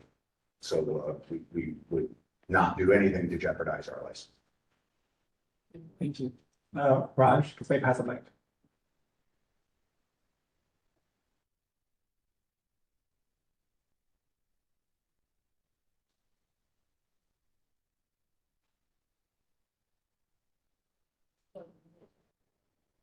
My question is, can cannabis lead to drug addiction in long run? And also, what is the surety that any adult shady character buys cannabis and give it to the younger generation?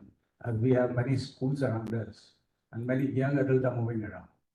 Raj, can I actually, to address this issue, and I think we're going to circulate, we actually provided, because the Consumer Affairs Committee had a lot of new members, so we sort of provided them with some background as to the stuff. We understand those questions.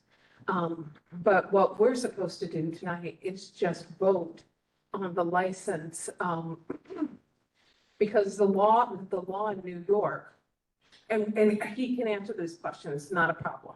But I just wanted to explain that what we're asked to do is to take a look at the location and ask ourselves, is this the most appropriate location for this business in the community?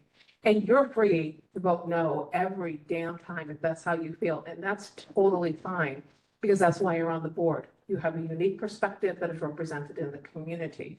But I wanted to just explain that it is the law in the state of New York that you're allowed to, within certain limits, like for example, you can't just smoke weed in a park. That's actually illegal, believe it or not. I know if you've been to some parks, you're like, yeah, really? Because I've been to those parks. Totally get that. But it is the law that you are now allowed to, in the state of New York, to consume and to sell once you're licensed to sell the product. So I just wanted to say that because these questions do come up, because I know they're valid concerns of ours. But I also want to make sure that we're actually, I'm not saying we don't ask those questions. I just want to make sure that we are thoroughly vetting these candidates on the things that we're supposed to be looking at, so that we don't miss anything while we're answering other questions that aren't necessarily within our purview. But please, if you could address Roger's questions, that would be great. I can only speak from my experience in owning and managing retail wine and liquor stores here in the city. It's a battle. We try really hard to try to see if someone is not on the up and up. They're coming in. I mean, you can usually look outside your window, and if you see the guy talking to a couple of young kids and then he comes in, you try to do that. In our location, we have our own little parking lot, which is great because we'll have security, we'll have cameras, and we'll be able to monitor that parking lot at all times. And kind of anything that goes on with someone buying for someone else, should be able to police that pretty well to the best of our ability. And it's something that we will monitor. But that parking lot will be no smoking in, no handing off goods, or we will police that parking lot diligently. Thank you. Is that answer your questions? Okay. Okay, so we're gonna move to the vote. However, yeah. It's just that your response, getting questions. Right, so, security. So you just kind of laid out a potential conflict, right? Somebody comes in, you're watching the cameras. So what's your security like? Are they trained in de-escalation? Will they be having guns? And what happens if a situation does escalate? There is, the OCM has a kind of course and since first day, but you have to, your security has to have taken their course. I don't at the present time see armed guards as necessary. And again, they have training that I'm not exactly privy to what level of de-escalation training they have, but they do have training. Thank you, Bradley. You can have a seat if you'd like to.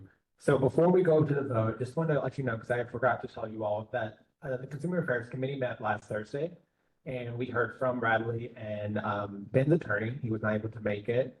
And the overall consensus was that we did vote yes as a committee, but we did not have a unanimous. There were certain people on the committee that did not vote yes. So I do want to highlight that, because Heather did say that if you do not want to vote yes, you do not have to vote yes. But I just want to let you all know what we did as a committee last Thursday. That's why we bring it to the greater board now.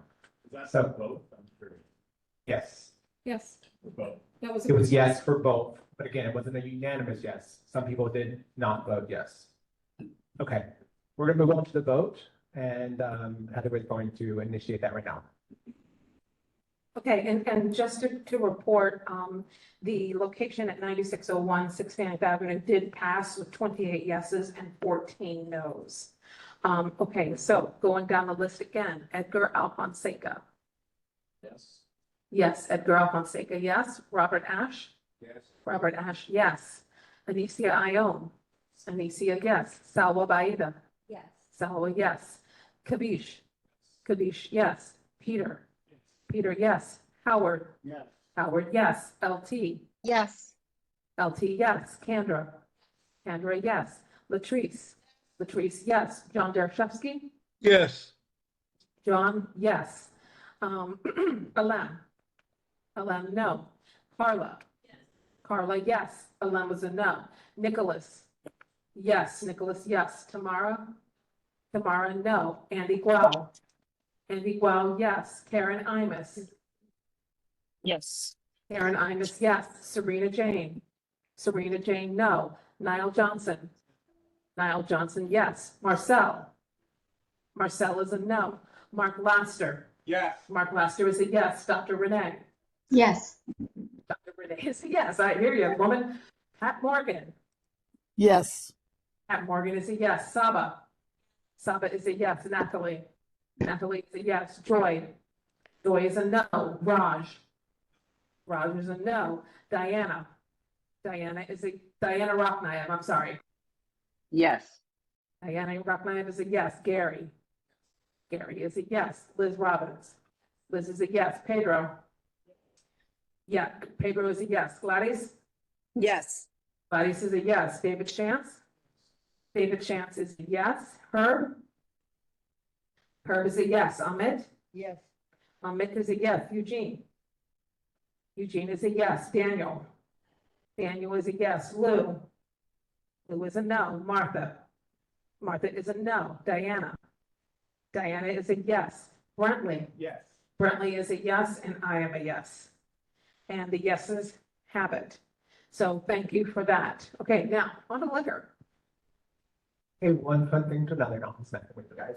Okay, so I'll be really short. I know we've been here tonight for a couple hours already. So we're gonna go through the renewals first because they're the quicker one. So I'm gonna go through the list of the renewals and then we'll yes on those. So the renewals are Forest Hill Station House at 106-11 71st Avenue. Rove 72-21/27 Austin Street. D's 107-23 Metropolitan Avenue.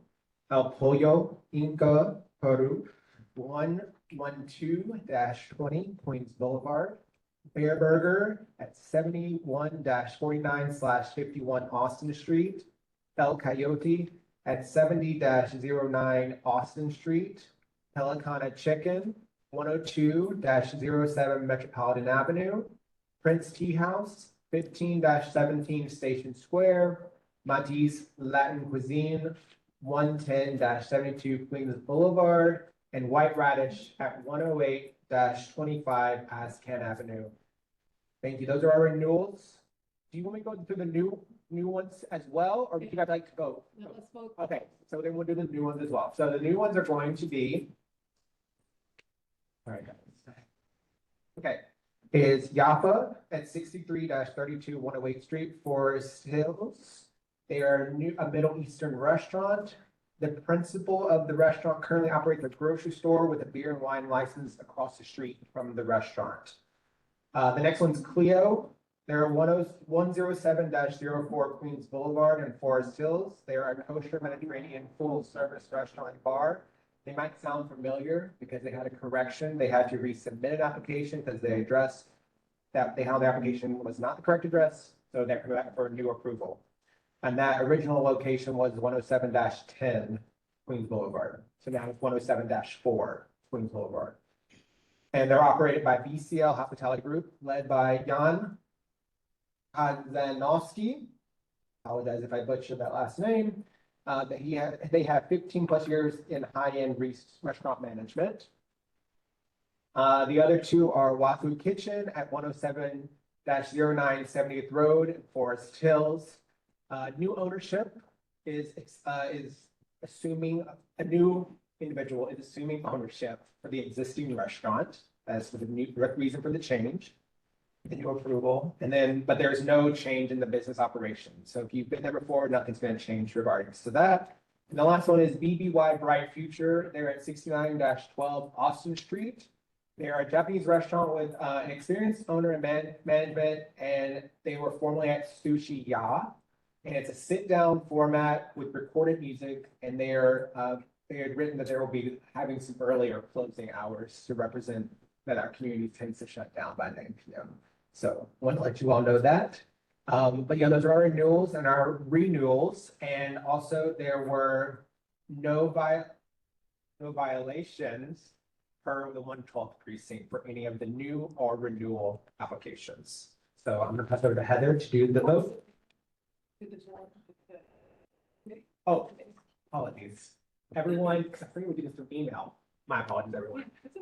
So there was we had one person that did not vote, but everyone else voted yes to our new liquor licenses and yes to our renewal liquor licenses. So as a committee, it was unanimous yes, except for the one individual who did not provide their responses. So that is all from my report. Yes, which reads.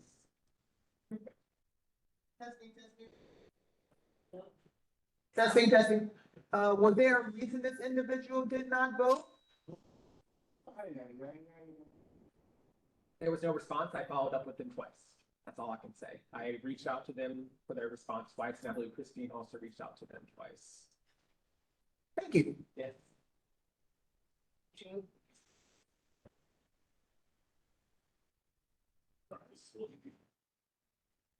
This is a little bit of a procedural question. I messed up on the location when I was voting. I wanted to vote no on the first, yes on the second one. Can I change my vote?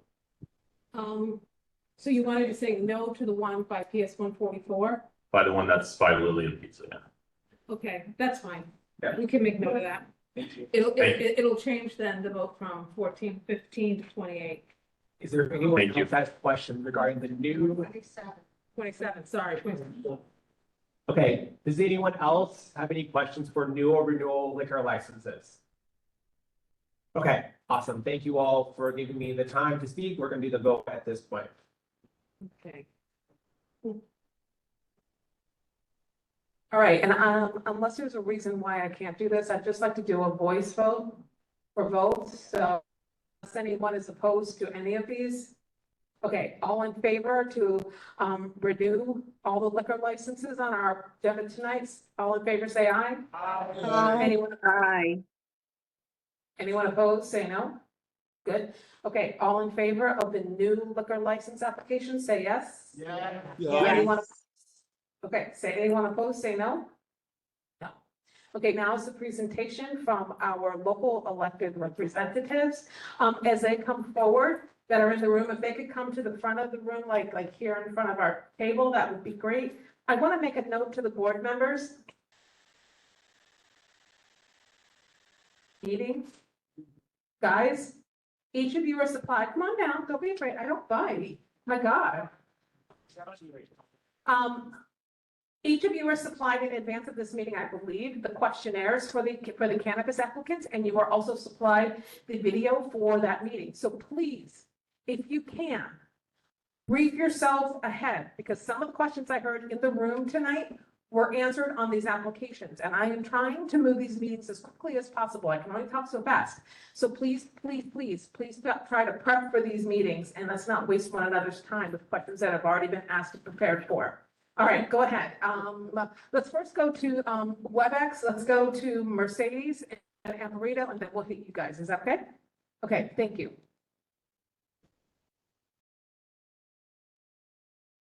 Hello, everyone. Thank you so very much. This is Mercedes Jennings. I'm from State Senator Michael Generos's office.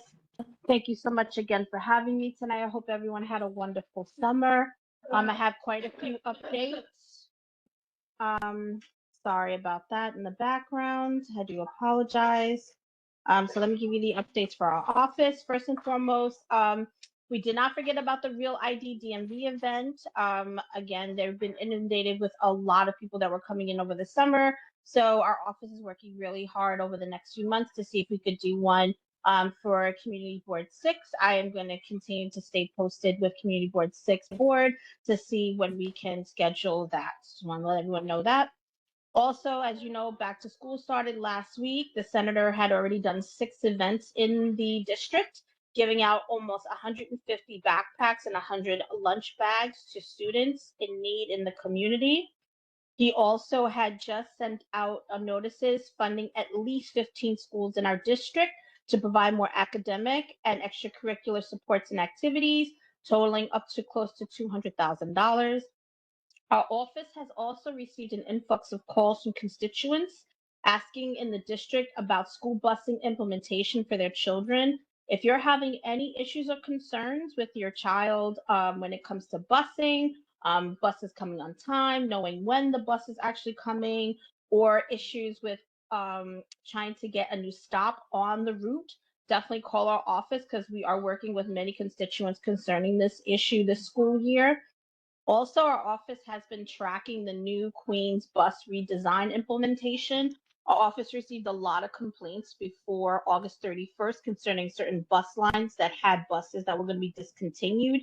Our office has been successful in working with other elected official offices as well to reinstate certain stops on, let's say, the Q60, for example, the Q32, for example, the Q18, just to give a few off the list, especially because a lot of the constituents that reach out to our office had disabilities and minor children that had to go to school, and those bus stops were about to be discontinued. We were able to get them reinstated.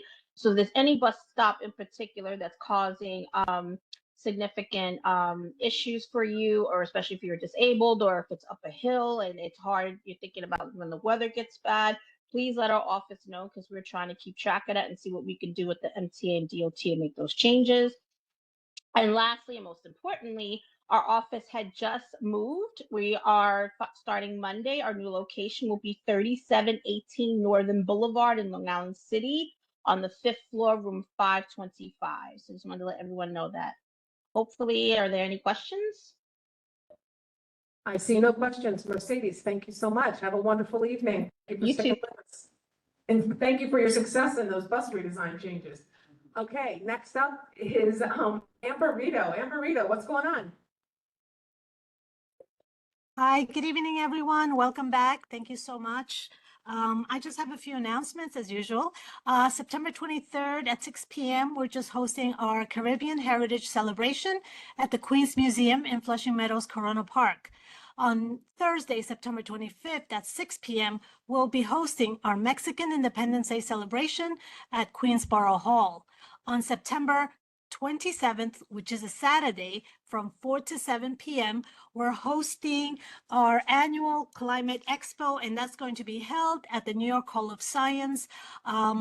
at 4701 111th Street in Corona. And lastly, we're hosting on Tuesday, September 30th at 5 p.m. We're hosting our high school fair. For all these events, please RSVP at queensbp.nyc.gov. Thank you so much. Have a great week.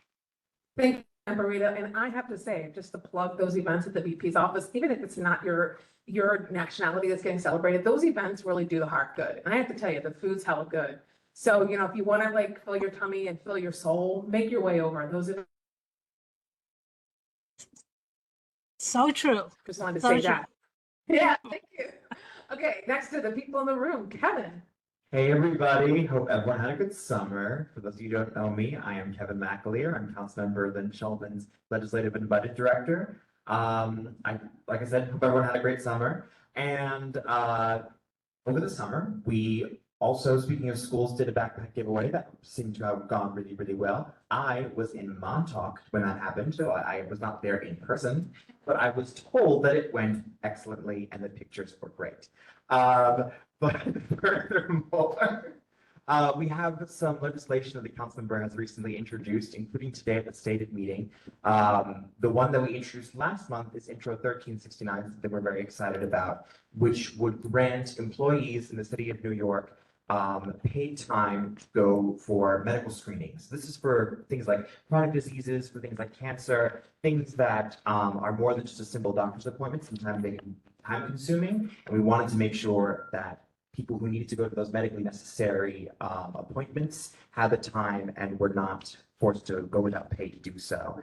Additionally, and I'm sure you saw this in the news with the Legionnaires outbreak that unfortunately struck Harlem over the summer, we are introducing legislation, a bill today, Intro 1390, that would improve and increase inspections of water towers and cooling towers, cooling towers, which is quite often where these outbreaks originate from. They are especially caused by increased heat. So we are putting into the city code, or at least hope to, putting into the city code language surrounding increased inspections following heat-related emergencies, as science has shown us that increased heat often leads to increased development of Legionella bacteria. So we're looking to make progress on those two pieces of legislation. And that,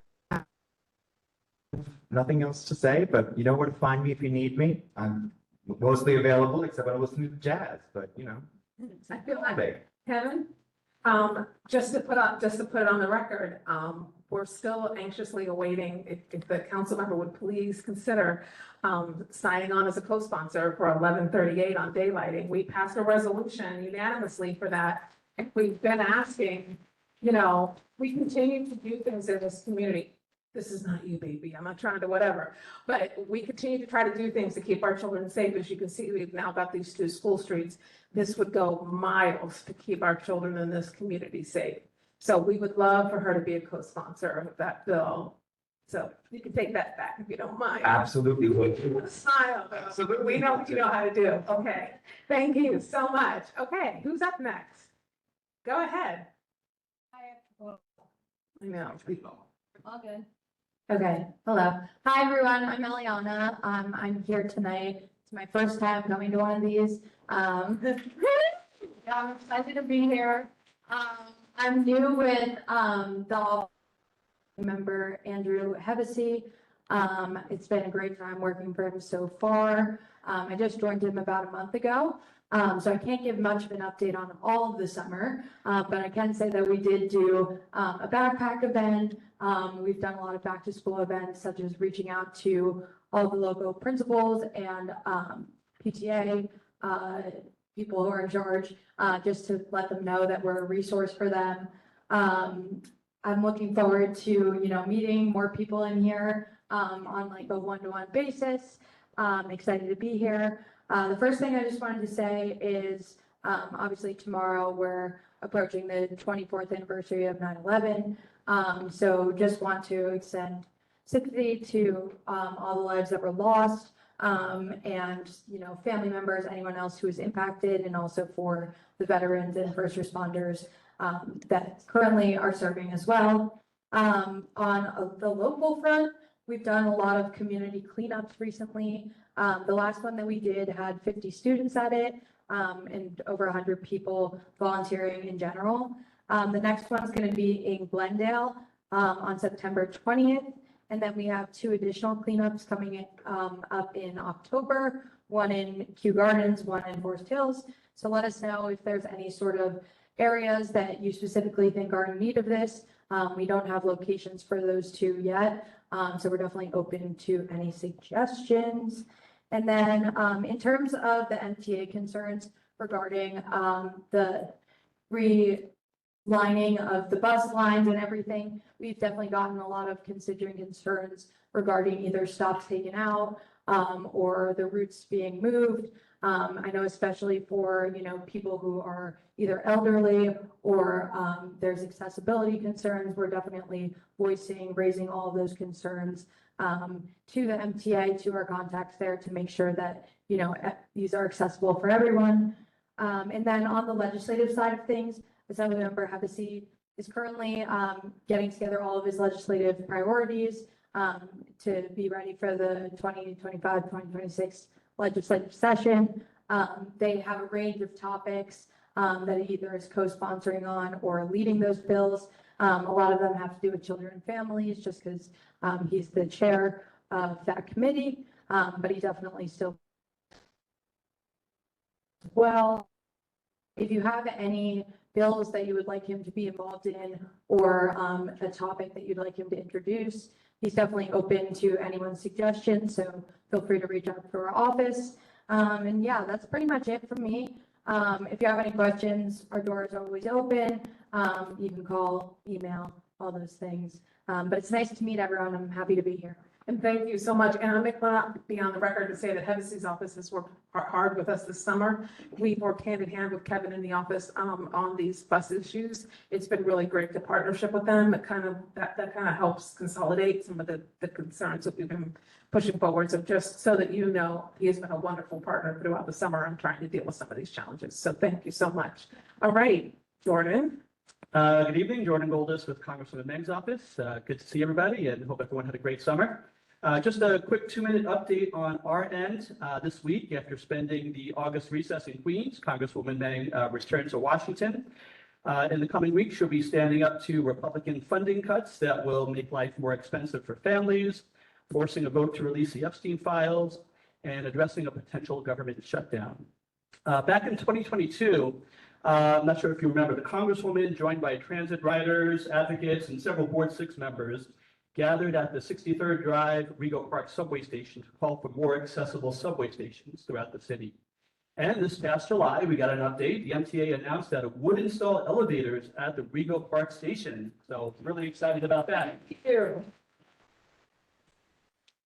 And a dozen other stations around the city, as well as the nearby station in Elmhurst, which I think is the following stop from 63rd. So we're thrilled about this, and we're proud to have pushed for it. Congresswoman Meng has also introduced a number of new bills over the summer. Legislation requiring back pay for Department of Veterans Affairs employees who were unjustly fired and later reinstated, banning harmful dyes and additives from food. And this week, she reintroduced a bill, actually yesterday, to combat excessive airplane noise over Queens. We'll also be doing weekend office hours again at our Forest Hills office. The next one will be this Saturday, September 13th from 10 to 1. So feel free to come on by if there's any issues you'd like to discuss. In addition, we'll be holding our Congressional App Challenge again. This is where local middle school and high school students from the district compete by submitting apps that they created. And the winner of our contest will have their app displayed on Capitol Hill. So always exciting to do that. And lastly, Congresswoman Meng over the summer sent another letter to the New York State Public Service Commission urging it to reject proposed rate hikes by Con Ed. That's my list. Thanks for listening. Oh, and a question. I have a question. It's an easy one, I think. I was just gonna ask, does she have any plans for any public town hall? We did a telephone town hall a few months ago, but I'm not sure I could check in the back. It's been a while since she's done a public one in our district. Okay, yeah, I'll follow up on that. Thank you. Thank you, Saba. Okay, we have another new rep tonight. Hello, everyone. My name is Anna Sargent. I am from the office of Senator Joseph P. Adabo Jr. Sorry, there's no feedback. So firstly, I wanted to say that we hope that everyone had a happy, healthy, and safe summer, and that the school year has started off smoothly for everyone. I can say anecdotally that my bus ride has increased 20 minutes every morning because of the start of school. Despite, trying to show up at the bus stop earlier and earlier, it is what it is. The MTA moves in mysterious ways, as we all know, but they also move millions, and we have to be grateful. I did place an event flyer for upcoming free events sponsored by the office of the senator. I would specifically like to highlight the paper shredding event on September 28th, as well as the e-waste recycling and paint collection the following weekend. And on the back of the sheet of paper also, we are once again calling all artists to do a possible artist showcase. It is important to note that you must, and it is like bolded and underlined, you must live in the district to participate. Both sides of the sheet do have the office phone number that our event coordinator works at, and she is the expert on all things events. The senator did recently meet with OCM regarding issues that our office has been receiving regarding the concerns for the process of notification regarding marijuana licenses and applications, that process of getting those to the community board. And we are currently working on some possible legislative measures that could be taken. And we'd also like to highlight that the senator, as a member of the Senate Committee on Veterans, Homeland Security, and the Military Affairs, does do an annual Veterans Barbecue in Howard Beach. That was this past weekend. It was a packed room. We had a harmonica player. We had a band that played a variety of genres. We had a bagpipe player. Everyone really enjoyed it. And it wasn't just Americana music. It was a little bit of everything. It was really a treat to be able to treat so many veterans to a hearty and healthy meal. Otherwise, I was really happy to be here at this meeting. I love community boards, and I look forward to getting to know everyone. Thank you. Thank you. Thank you. You guys can go. Okay. Oh, Daniel. Daniel has a question. Wait, hold up, guys. I don't know who it's for. Let's see. I think this is for Senator Dabo's office. My question is, I saw on the list of activities, you have a MetroCard van event or something coming up. I just wanted to know, are we still, going with the MetroCards, or is that going to help on me? Yeah, obviously those are phasing out. I am not the event coordinator, but I imagine that so long as they can name something without having to have consultants change the names of services, they're gonna hold off. So long as the Metro van in some way the name applies, they're gonna use it. But that's a guess. I don't work for the MTA. Any other questions for the elected reps? Okay, guys, you can, Howie, you had something? December 31st, the end of the medical card. Yes. Okay, December 31st. Thank you, guys. And the Metro cards on December 31st. Okay, one thing I wanted to, you guys are free to go home. You guys just hold tight for a second. Thank you all so much. I want to throw something on your radars, and this might happen. I just learned about it on my way over here. Maybe I've been living under a rock. But if you take the Long Island Railroad for anything, there is a potential for a strike in about a week's time. And so please, if you utilize the Long Island Railroad, please, number one, keep yourselves alerted as to whether or not that is going to happen. The members in Congress, there are certain members in Congress that could be fighting, but the president seems to have allowed this strike to go forward, so we're hoping it doesn't. So just put that on your radar. The other thing regarding the railroad is, because of the ongoing project at the railroads, at Station Square, there are going to be certain times when their service does change. So do yourselves a favor, know before you go, check it out, and make sure that it is actually running. Carla? The strike is scheduled to start at midnight on the 8th. I have been in meetings about this all day. Okay, so there we go. All right, guys. Yes, Saba. Microphone. This weekend, Forest Hill Station, LIR will not stop it. Okay. It's way. Okay, so no LIRR east from Forest Hills. It will not be stopping here. You're gonna go somewhere else. And the same with Woodside, so you kind of out of options. Yeah, seven train. Okay, do I have a motion to adjourn? Okay, do I have a second? Yes. Second. Tomorrow, 9/11, do something kind for somebody.